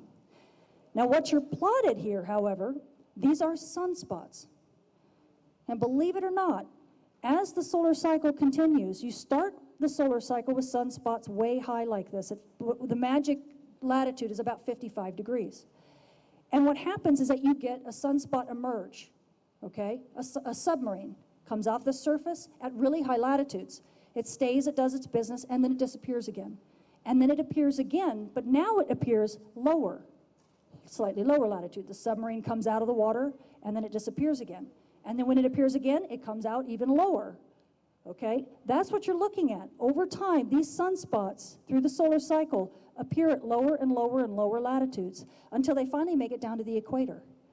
And when they make it down to the equator, both from northern and southern hemispheres, they begin to annihilate each other because these are basically magnetic fields that are pointing in opposite directions. Well, you know, you add a plus and a -1, right? They're going to equal 0. And that's exactly what happens. And as soon as they really annihilate each other, whoop, the cycle starts all over again. And new sunspots appear at high latitudes. And the cycle repeats. So that is something that has been a repeating pattern for 400 years that we have data for. I mean, we have longer data than that, but we actually have pictures of the face of the sun and this type of pattern that we've been able to scientifically look at over that period of time. And when you now take the picture and you put it together and you take this cut out of the sun, here's the field, right? Talking about that rubber band being stretched right around the sun as it rotates. Here's one of those loops that pops out, and you can see the sunspot there and the magnetic field line that sticks up above the surface for a little while, so that's our submarine. And really, what's pushing it is this meridional circulation that we have here in the northern and the southern hemispheres. We don't really understand this pattern all this well, but do you notice that the pattern comes down close to where these magnetic field lines are being created, and they're pushing them toward the equator. So that's something that we understand. How the rest of this pattern works is still a bit of a mystery. But this is one of the reasons why we use sunspots typically as a proxy for solar cycle activity. So in case you've ever wondered why we've been using them and why they work, it's because it's showing us and revealing what the solar dynamo does, sort of. So here's where some of the myths come in, okay? I've been asked so many questions so many times. Well, why do we use if sunspots are so dark, then why do we get solar flux from them, right? Solar flux is light. How in the world does that work? Well, you're absolutely right. You know, that doesn't make any sense, and there's a good reason why. Also, if sunspots are dark, how come they're so noisy on the radio bands? A big sunspot comes in, a big group comes in, and man, the bands just get noisy as crazy. So why does that happen? Well, sunspots are visibly dark, but they are also radio loud. Here is an example. This is done by the TIM radiation monitor on the source satellite. You can actually see the overlay of a white light image, and here's the sunspot group that they measured. Now this is over time. This is just solar flux essentially. And as soon as they got through this or hit this sunspot region, look how dark. Look how far down the total solar irradiance went, meaning the solar flux. It went way down. In this case, only about 0.34%, but that's pretty dramatic.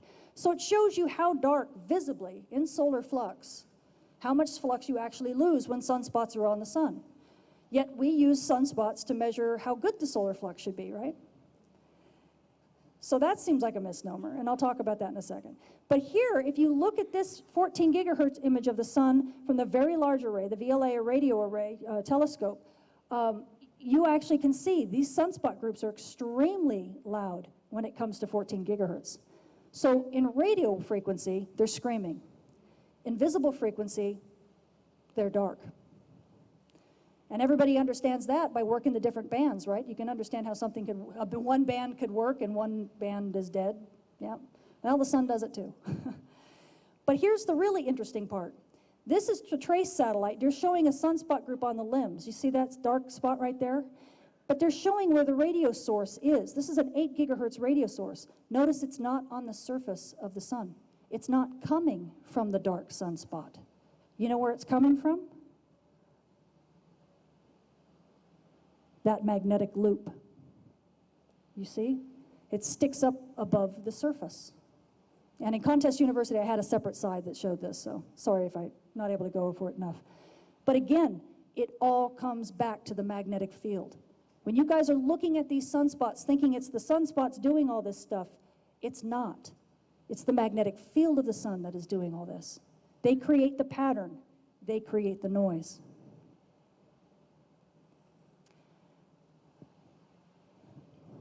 Sunspots also don't create the light. There's a hidden source of solar flux. We call them plages, faculae, and bright points. Now, remember I talked about that pot of boiling water, right?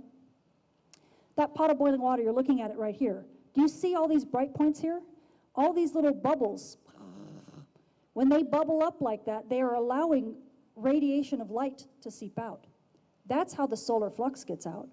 The only reason why it correlates to sunspots is because a lot of times, faculae, these bright regions, you can see them all through in here, these bright regions are around, they surround sunspots because they're very nearby.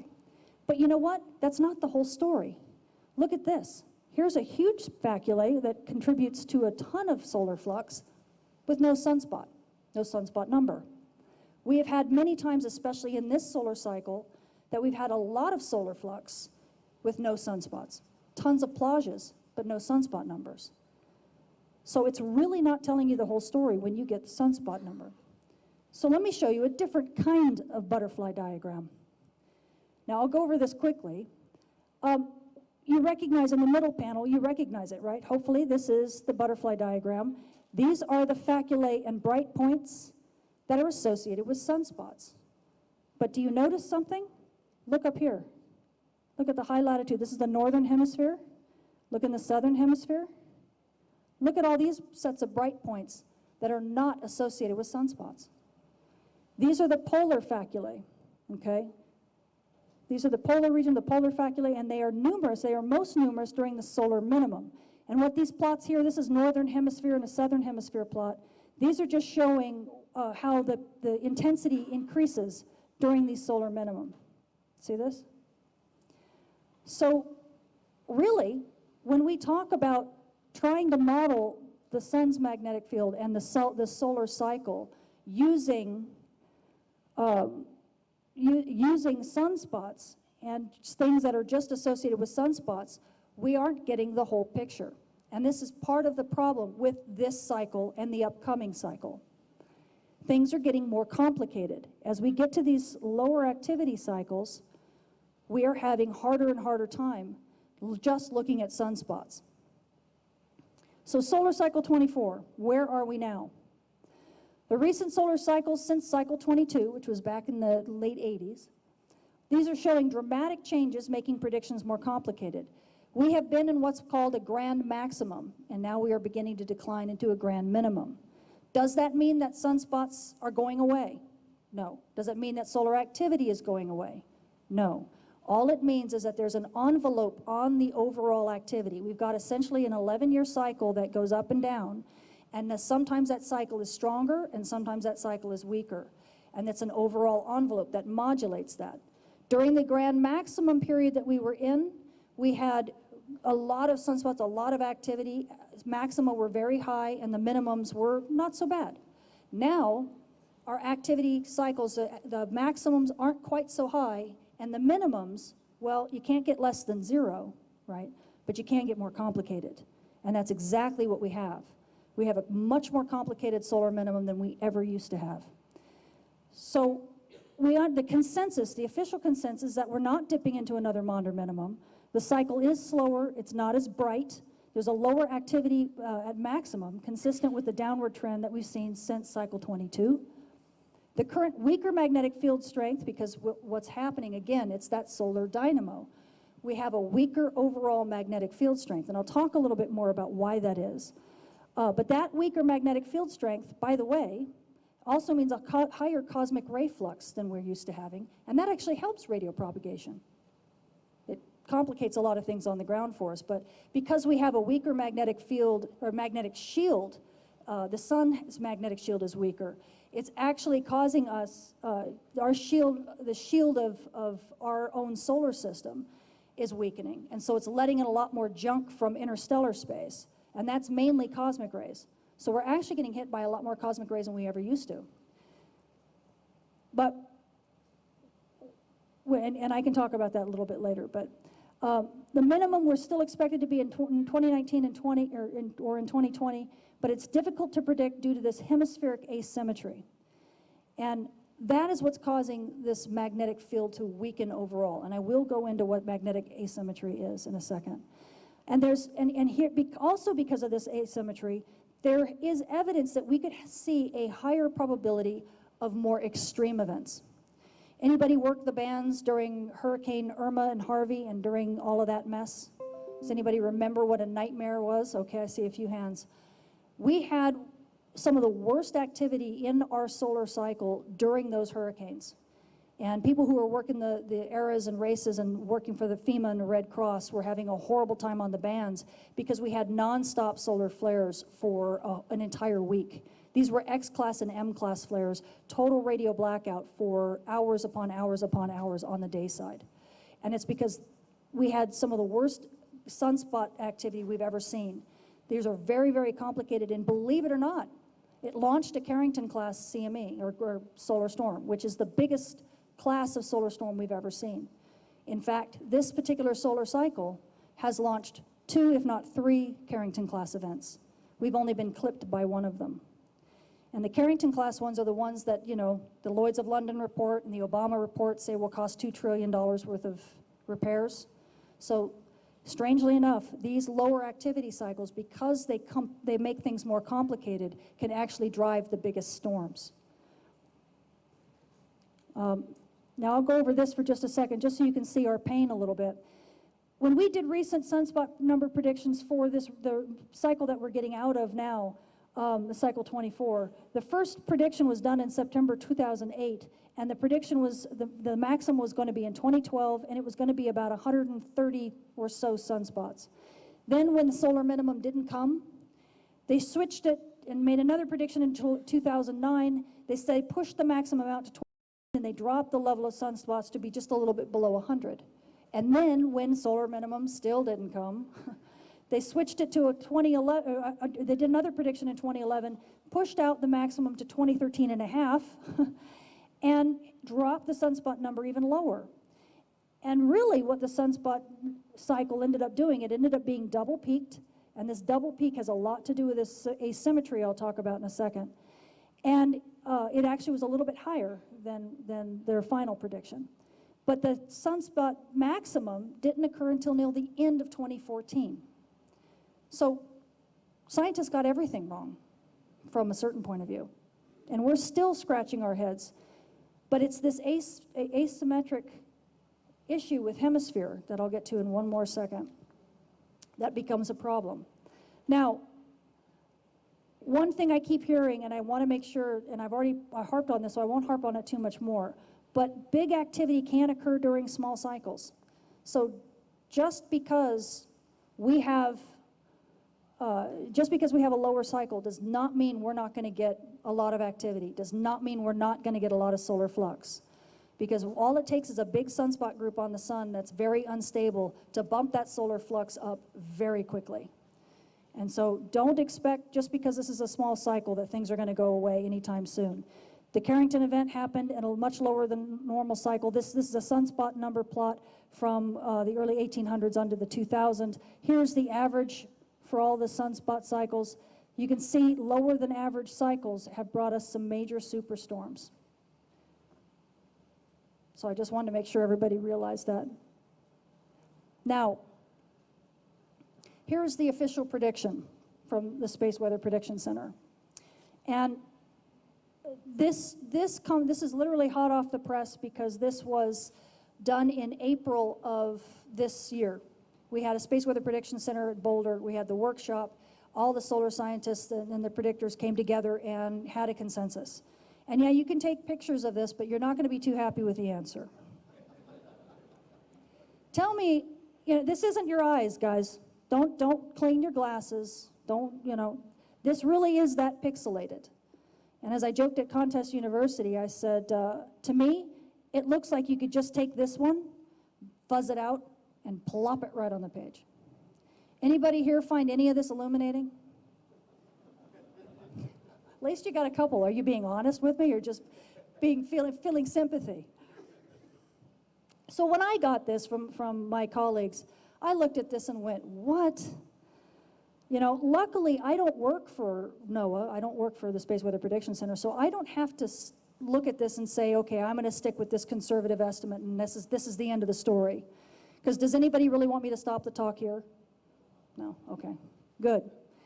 So as I teased when I gave this slide a little bit ago, I teased that I could actually say it the same way that I would say it you know, the way the Prediction Center kind of presented the data is timing of the minimum will be in 2019 and a half, or 2020 and 27.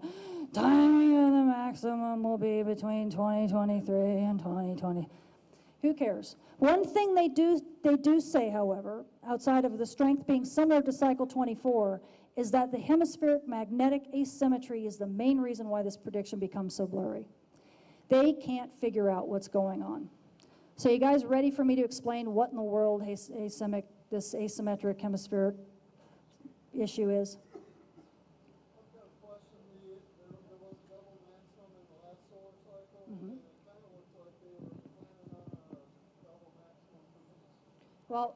Well, meaning, yeah. Meaning there's some square rectangles that go to... You can make sense of that pixelated image? Yeah. You know, probably, because they don't understand what the asymmetric issue is. Now, I have some friends, some colleagues at NCAR and UCAR, and they've been on the front lines of understanding the solar dynamo for quite some time, simply because they look at the sun as a system, and they don't just look at sunspots. And one thing that I know that they do, that I know that this group likes, is that instead of looking at all these dark regions like everybody else looks at, they look at the bright regions. They look at the regions where the solar flux is coming from. And that should make amateur radio operators extremely happy, because maybe they'll include some of that stuff that everybody else leaves out.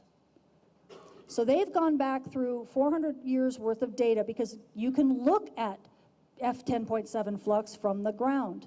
You can actually see bright points from the ground. You don't need a space telescope, so we've got a longer database. Plus, there's other things that we can look at that actually have the same patterns.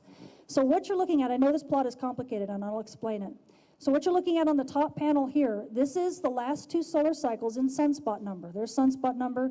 The black line, hopefully you can tell it's black, that's the total sunspot number, okay? But there's a couple other lines below it. Now, what we're looking at is the northern and southern hemispheres of the sun. Because when you look at the sun isn't just a rigid magnet. It's basically made up of a bunch of little polarities. And these little polarities, these little magnets in of themselves, have to work in unison. But sometimes they don't always agree. Sometimes some of them want to do one thing and some of them want to do something else. And that becomes a real problem with cycles like these.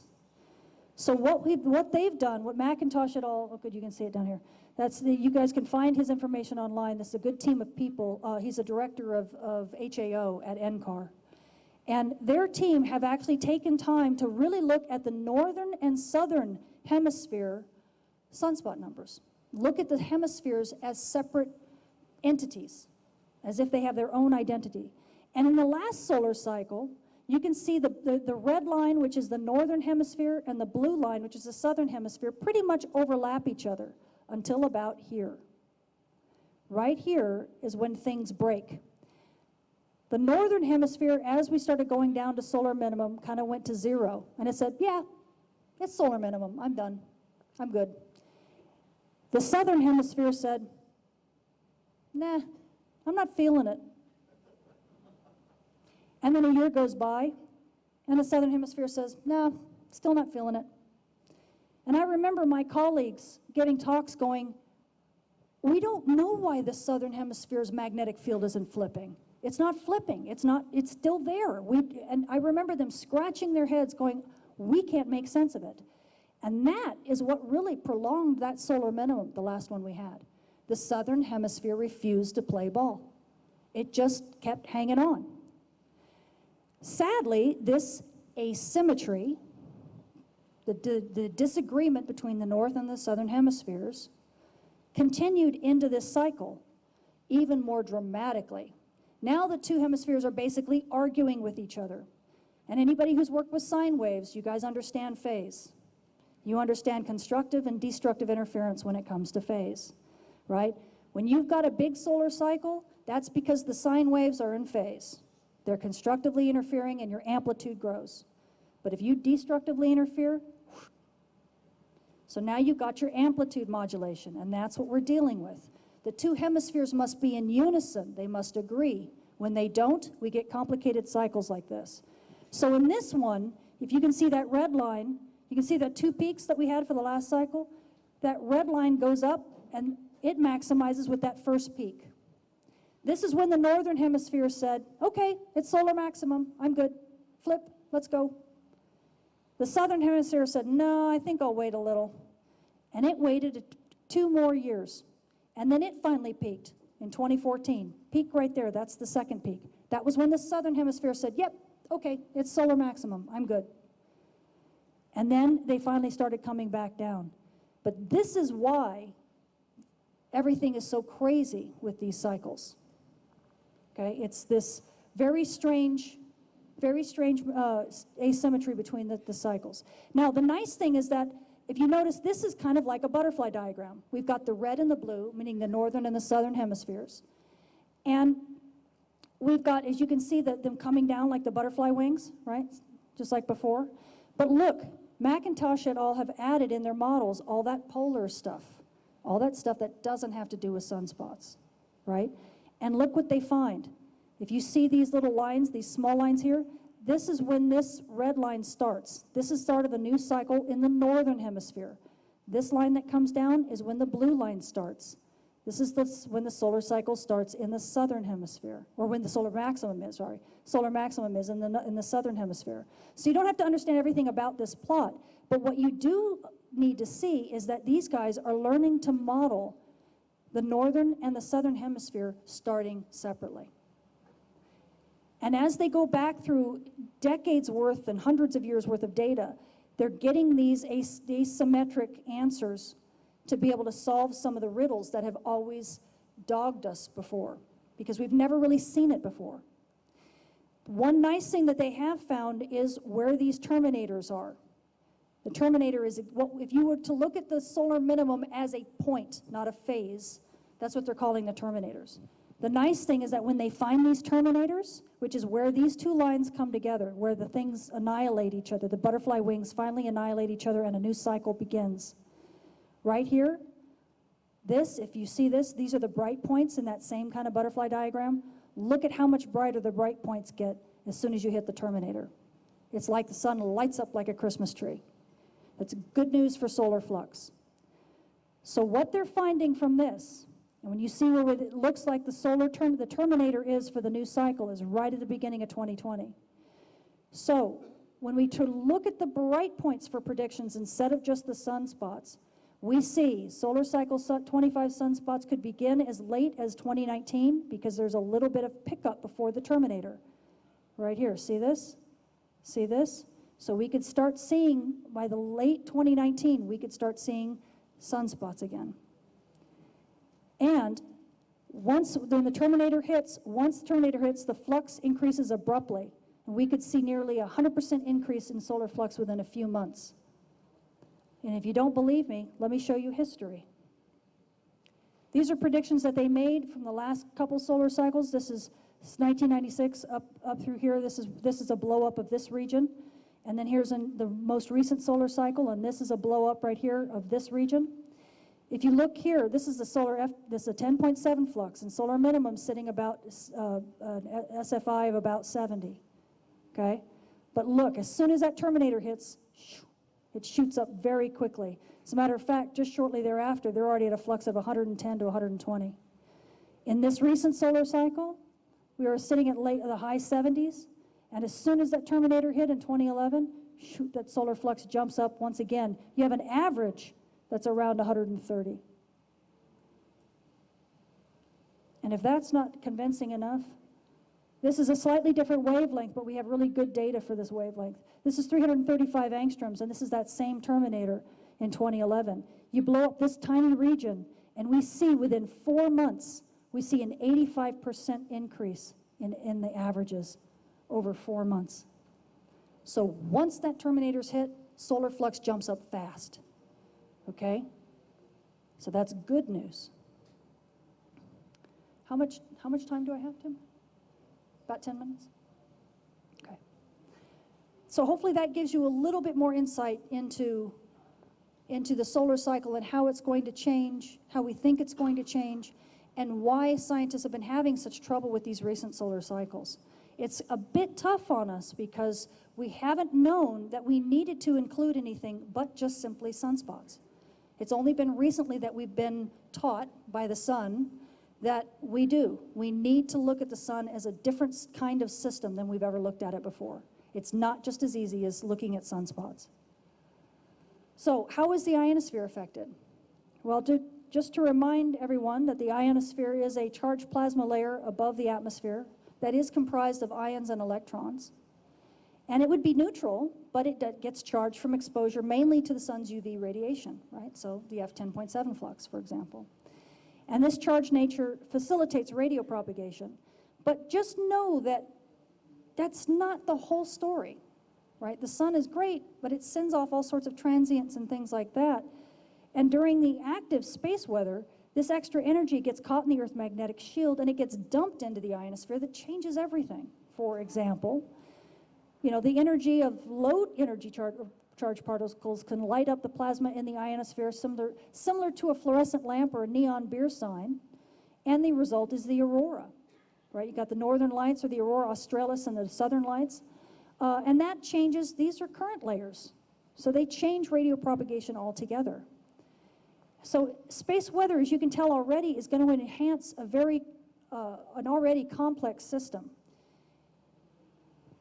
Now, I'm sure you know about the layers, the different layers. You have a day-side ionosphere and a night-side ionosphere.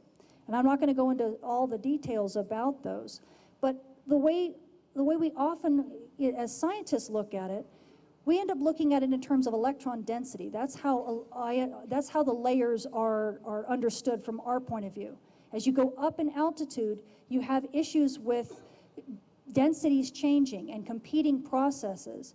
You either have the electron density increasing and reaching a peak, that's where you find a layer, or you have recombination that are trying to fight to make everything neutral again, winning. And when you have that, you have a trough, and so you don't have a layer there. And we always have to kind of keep in mind that as you go up in altitude, things are changing constantly. And if those layers are changing, or if the altitude, you have all sorts of things happening from both above and below, that is going to complicate this process even more. So let's take, for example, sunset and sunrise, okay? Most people think of a day-side ionosphere and a night-side ionosphere, and they think of the gray line as a gray line, right? It's just a simple, tiny little thing. It's just a transition. But really what you need to look at it as is its own separate region, right?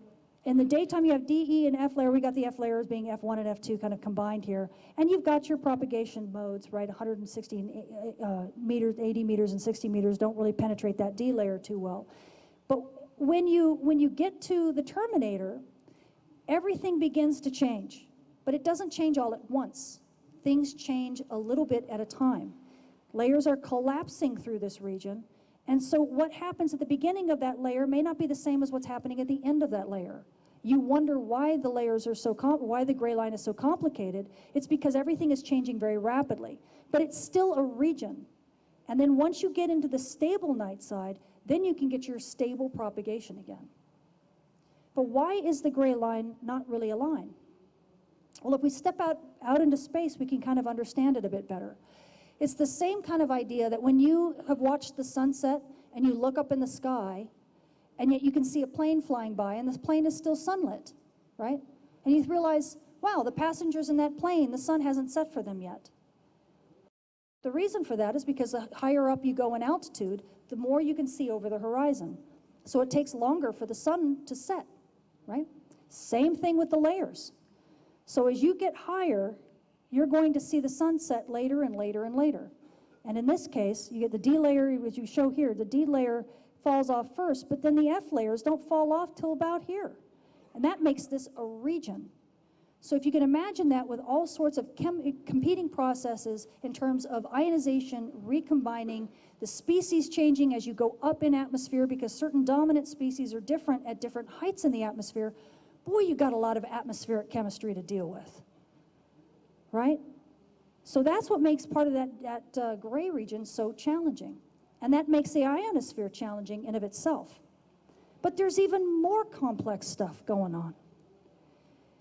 You can almost call it an ionospheric weather ballet because there's so many dynamic processes. And if you can actually read any of the stuff on here, I'll give you a prize. But I'll read a few things for you. Gravity waves, solar-driven tides, plasma plume, irregularities, the plasmasphere draining and heating, the E-driven downward flow, the equatorial anomaly, the ionospheric crest, the fountain effect, the neutral wind that drags ions down the field line, the energetic particles and the upwelling from heated regions, the auroral heating. These are all things that ionospheric physicists study, and these are all things that affect propagation.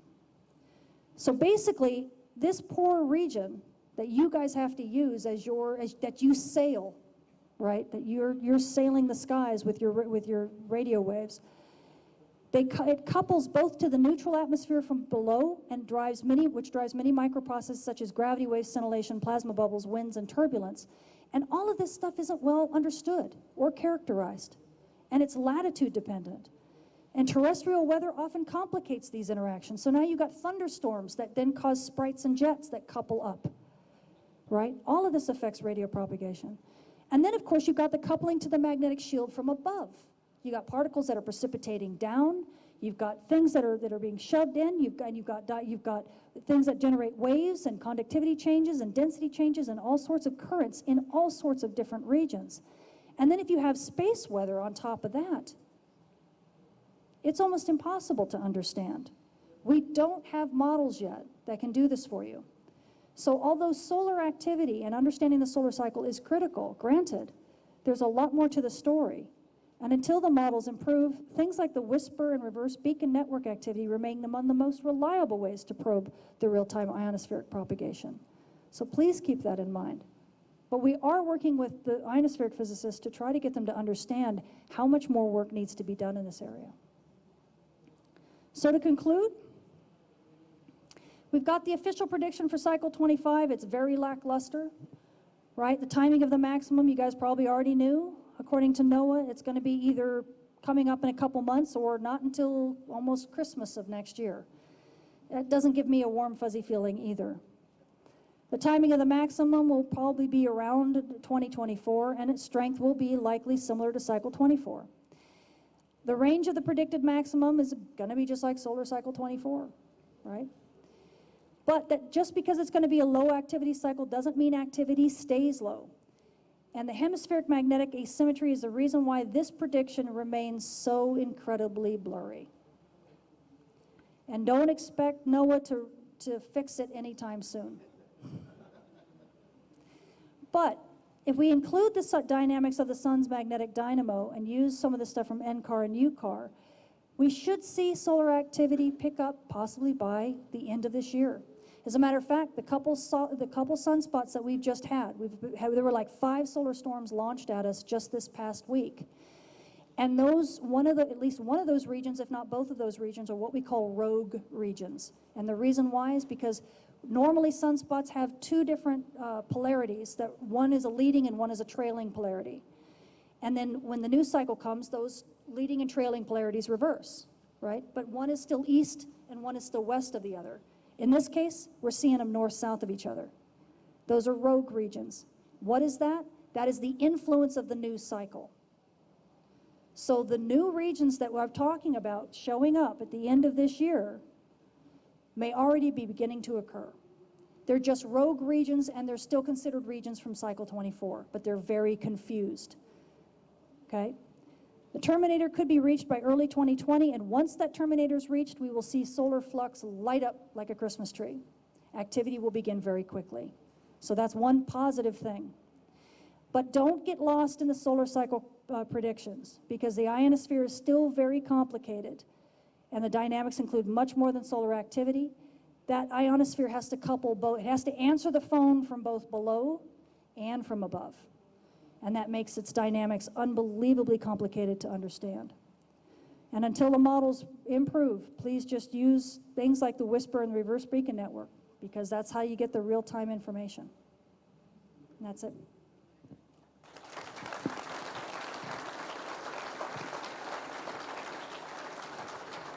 Thank you, Timothy. So, we still have one more great presentation here this afternoon, and I hope you stick around. These slides will be available on the K3LR website shortly, next couple of weeks. So you'll be able to see them there. And we thank all of our speakers here this afternoon. Our final presentation today is the 4-element vertical dipole array, and it's got super antennas on the beach. Our speaker is well acquainted with de-expeditioning and going to remote places and finding out new ideas for new antennas. He was also the chairman of the highly successful WRTC 2018. Please welcome Chris Jensen, DL1 Mike Golf Bravo.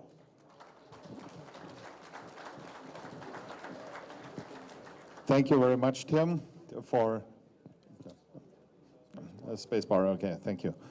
Thank you very much for giving me the chance to give a presentation about the vertical dipole array. Thank you very much for putting this forum together, and also great thanks to his great assistant in the background, Terry. I think she's a great help for him. So the last 3 times being in Dayton, I was there in the name of WRTC. I gave some presentations. We had a booth nearly every year, and it was never boring that days. And this year, I couldn't believe that going to Dayton just for leisure and fun. So I asked him to give a presentation. So I want to talk about the 4-element vertical dipole array we were using over the last years on our de-expeditions. Spacebar. So some words about me, 40 years old. I'm contester and the expeditioner, so I'd love to combine these both things, CW, SSB, and RTTY still. And married to my lovely wife, Anya, DJ D02, Whiskey, still with me after 16 years of a lot of expeditions and WRTC. Thank you. So how it all began with the vertical dipole arrays. So I searched the internet about it. So I thought I have found one picture of that, but this wasn't really the beginning. It began, okay, you would say typically for a German, it began with a beer. That was back in 2007 when we were together on Norfolk Island, Victor Kilo 9 Delta November X-ray. And of course having a beer and thinking about the next one. And we got inspired by a very famous local, Jim Smith, VK9NS. And so soon the next one was set. It was Willis Island. And back then on Norfolk we had some antennas were from our team members thrown together, and we were using them, but on Willis Island we wanted to use a more sophisticated approach for the antenna layout. So it was Joe, Delta Lima 8 Whiskey Papa X-ray. Back in 1988 he designed a 5-element vertical dipole array for 40 meter at his local club, and one of those club members is also here. Tom, did you work with this one? Yeah, it worked. And Joe did adopt this antenna type for our needs, so we didn't need the 5 directions, but 4 directions to the northeast, northwest, to Europe, and North America, and also the other sides for long paths. And he did the design, he did the calculations, the EasyNEC simulations, and I did the mechanical work. But in 2014, he passed away, and he took some secrets with him, and I was there. I just built the antennas according to his EasyNEC files, but I didn't know why. So it was still a secret, and there was now digging in the history of this antenna type. I tried to get some articles about it. There are beautiful articles out there. One also from K3LR. I think you still have this one. No? Why? No salt water, right?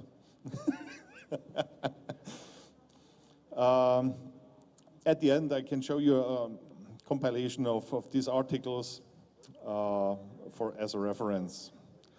So it was not very clear who really began with the vertical dipole array.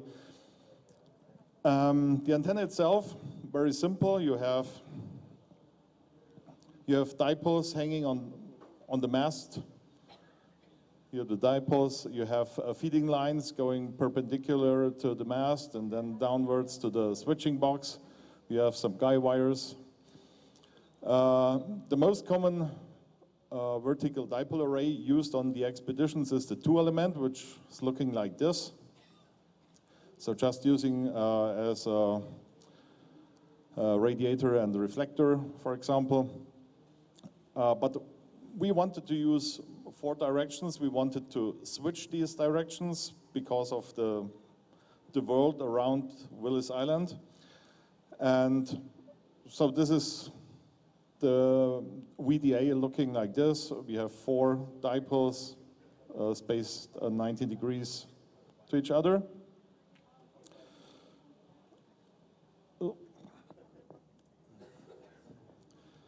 So when it comes to work, how does this antenna work? There are some major ingredients to this. So the first one is how the antenna is mounted on the mast. So originally, you know, the straight sloper going from top to bottom, creating a radiation pattern like this, the high angle radiation. And some people did some considerations, did some simulations and some practical tests, and they found out that bending the lower part of the dipole back to the mast creates a much better low angle radiation, and that's what we wanted. We wanted to have really low angle radiation from the South Pacific to Europe to North America, and that's what we wanted. So we were following this design. The next one, ingredient number 2, is the ground type. Here we see different ground types. You normally do in the simulation with EasyNAC, perfect ground. So that's for the perfect world. The salt water that we had actually on the island, we have average ground and some city landscape. And I don't know if you can see, but the salt water does it best to outperform other ground types. You have around 7 dB more gain near salt water than on the average ground. Also, when you look at or compare it to, let's say, a 3-element Yagi, which you normally would have on an expedition, for example, with antennas like spider beam or hex beam, they do normally have a performance of a 3-element. And at heights of 5 to 10 meters, you normally have on expeditions, you won't have a 30-meter or 40-meter tower on the island. The Yagi antenna still outperforms the VDA. We have here 7, 8 dB more gain, no matter what. That's on average ground. But when it comes to salt water, the picture is a different one. You still have very good gain of the Yagi antenna, but here at an angle of around 25 degrees. And from the South Pacific, 25 degrees, you can work some vacays, and that's it. And the vertical dipole array has a little less gain, about 3 dB less gain than the Yagi antenna, but it outperforms the Yagi antenna here in this low angle area, around 5-7 degrees.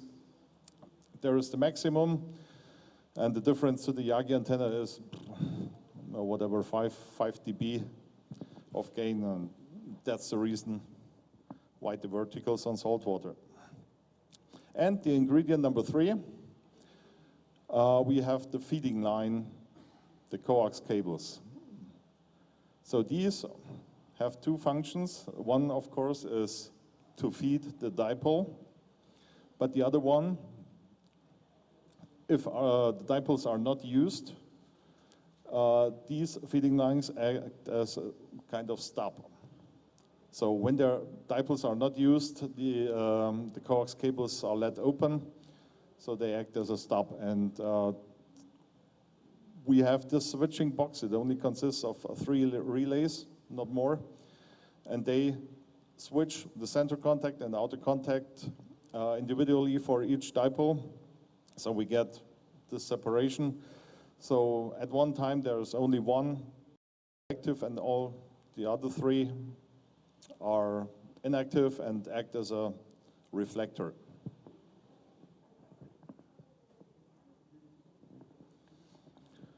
So now we had some theory.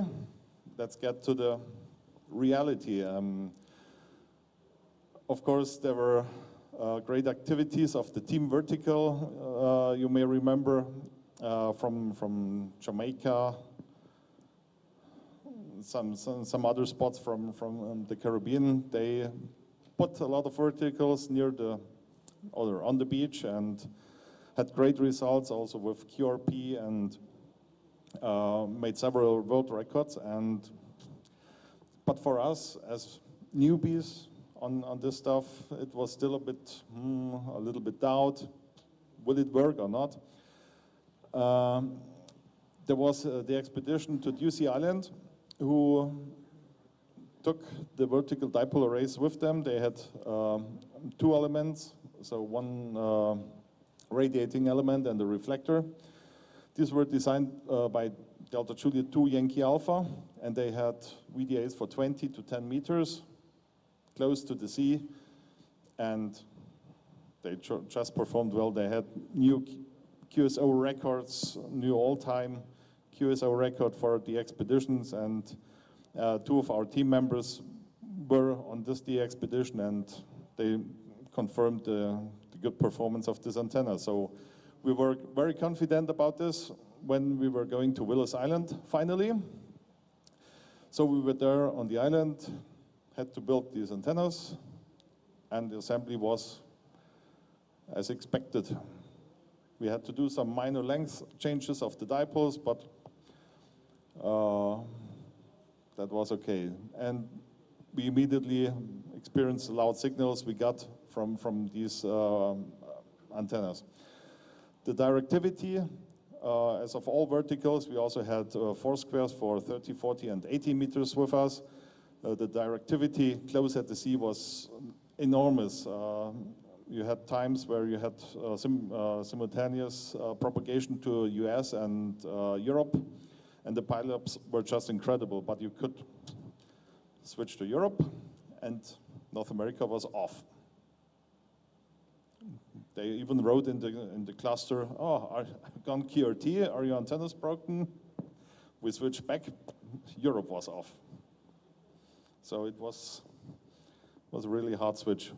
And the switching itself was really appreciated by the operators because there were times on 2017 and 15 where we had mixed short and long paths. So short and long path was switching over, but maybe it was also the sun, not sure, should I switch or not?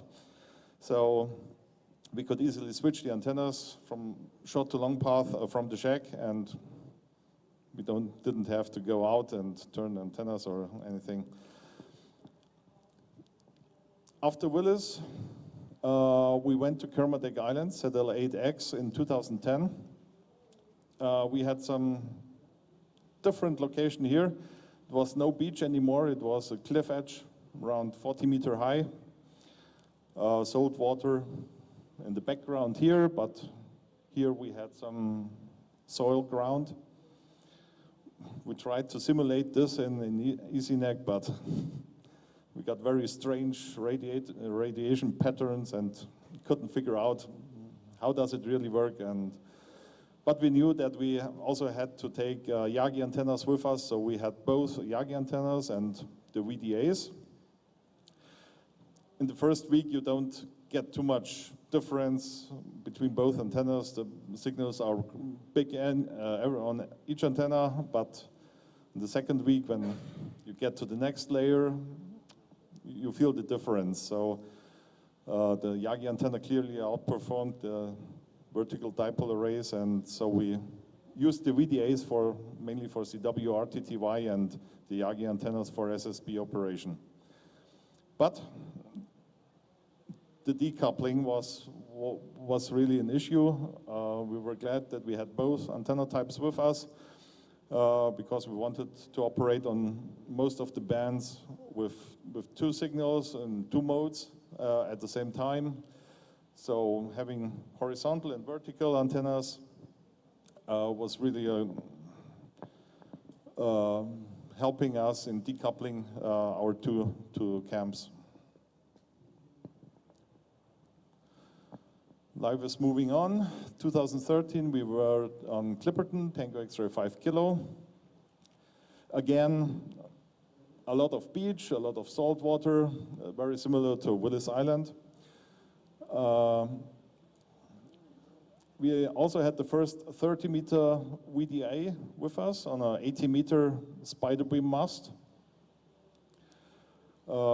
Performance was very similar to the 30-meter Foursquares with a big advantage, no radials. And of course, loud signals everywhere, even despite of professional disapproval. Afterwards, we got email from a so-called antenna professional from Finland, doing commercial antennas for years, and he said, that's all BS. They're trying to kid you and making good money with these antennas, and Yagis are much better in displays and blah, blah, blah. And just for fun, I had a rather long email conversation, but I gave it up sometime.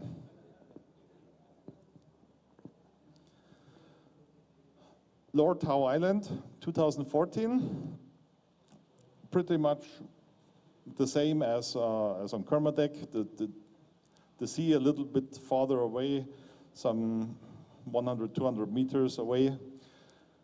We had our first 40-meter vertical dipole array. Fortunately, Spider Beam produces a 26-meter fiberglass mast, so a rather big one. So we had a full-size 40-meter array on this mast. Unfortunately, no beach, but decoupling of the stations was even more necessary at this place because the area of our antennas was smaller than on Kermadec, and so we were still able to use two stations at any time on most of the bands. So to sum it up, saltwater means verticals. Not only the performance is key on the expeditions, but verticals are just easier to erect. If you think of a Yagi antenna, okay, 5 meter is no problem, but if you're going to 10-meter height, it gets quite complex if you have a field day style equipment with you, and putting up a vertical antenna system is much more easier and safer to do. And in all our expeditions, we had no real failure due to the design of the antenna. And it was very reliable that we were using this. So here I have a book recommendation. I put all this information about the VDAs together in a 32-page PDF. You can download it from our website, lagunariadxgroup.org. It contains all the theory or a lot of construction tips, how to design different parts of the antenna. It contains all relevant articles or links to articles and books. Available in English language, and for those of you wanting to improve your German, you can also download it as a German PDF. And we got all the EasyNEC files of the VDAs for download, so you can do your own experiments with it. And we also provide, of course, information of our past year expeditions, of pictures, statistics, presentations, and some more to come. So the big question is, where do we go next? So over the last 4 years, most of our team members were more or less involved in the WRTC 2018 and didn't have really time to go on the expedition, but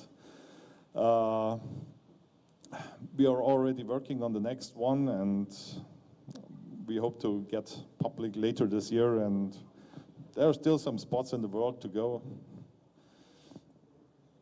So that's it for now. Thank you very much for your attention. Have a great day. I'm open for questions here or at night at the Contest Super Suite in the Crown Plaza today, tomorrow. And thank you very much, and have a great time in Dayton. Thank you, Chris. Great presentation. Thanks to all of our speakers. And so we will post these presentations up on the website. That's www.k3lr.com here in the next few weeks. And thanks to Terry, Kate, MNJ for her work to prepare all of the presentations that you saw here. So that's it for 2019. We'll see you back here, the same room, on Friday for 2020, 73.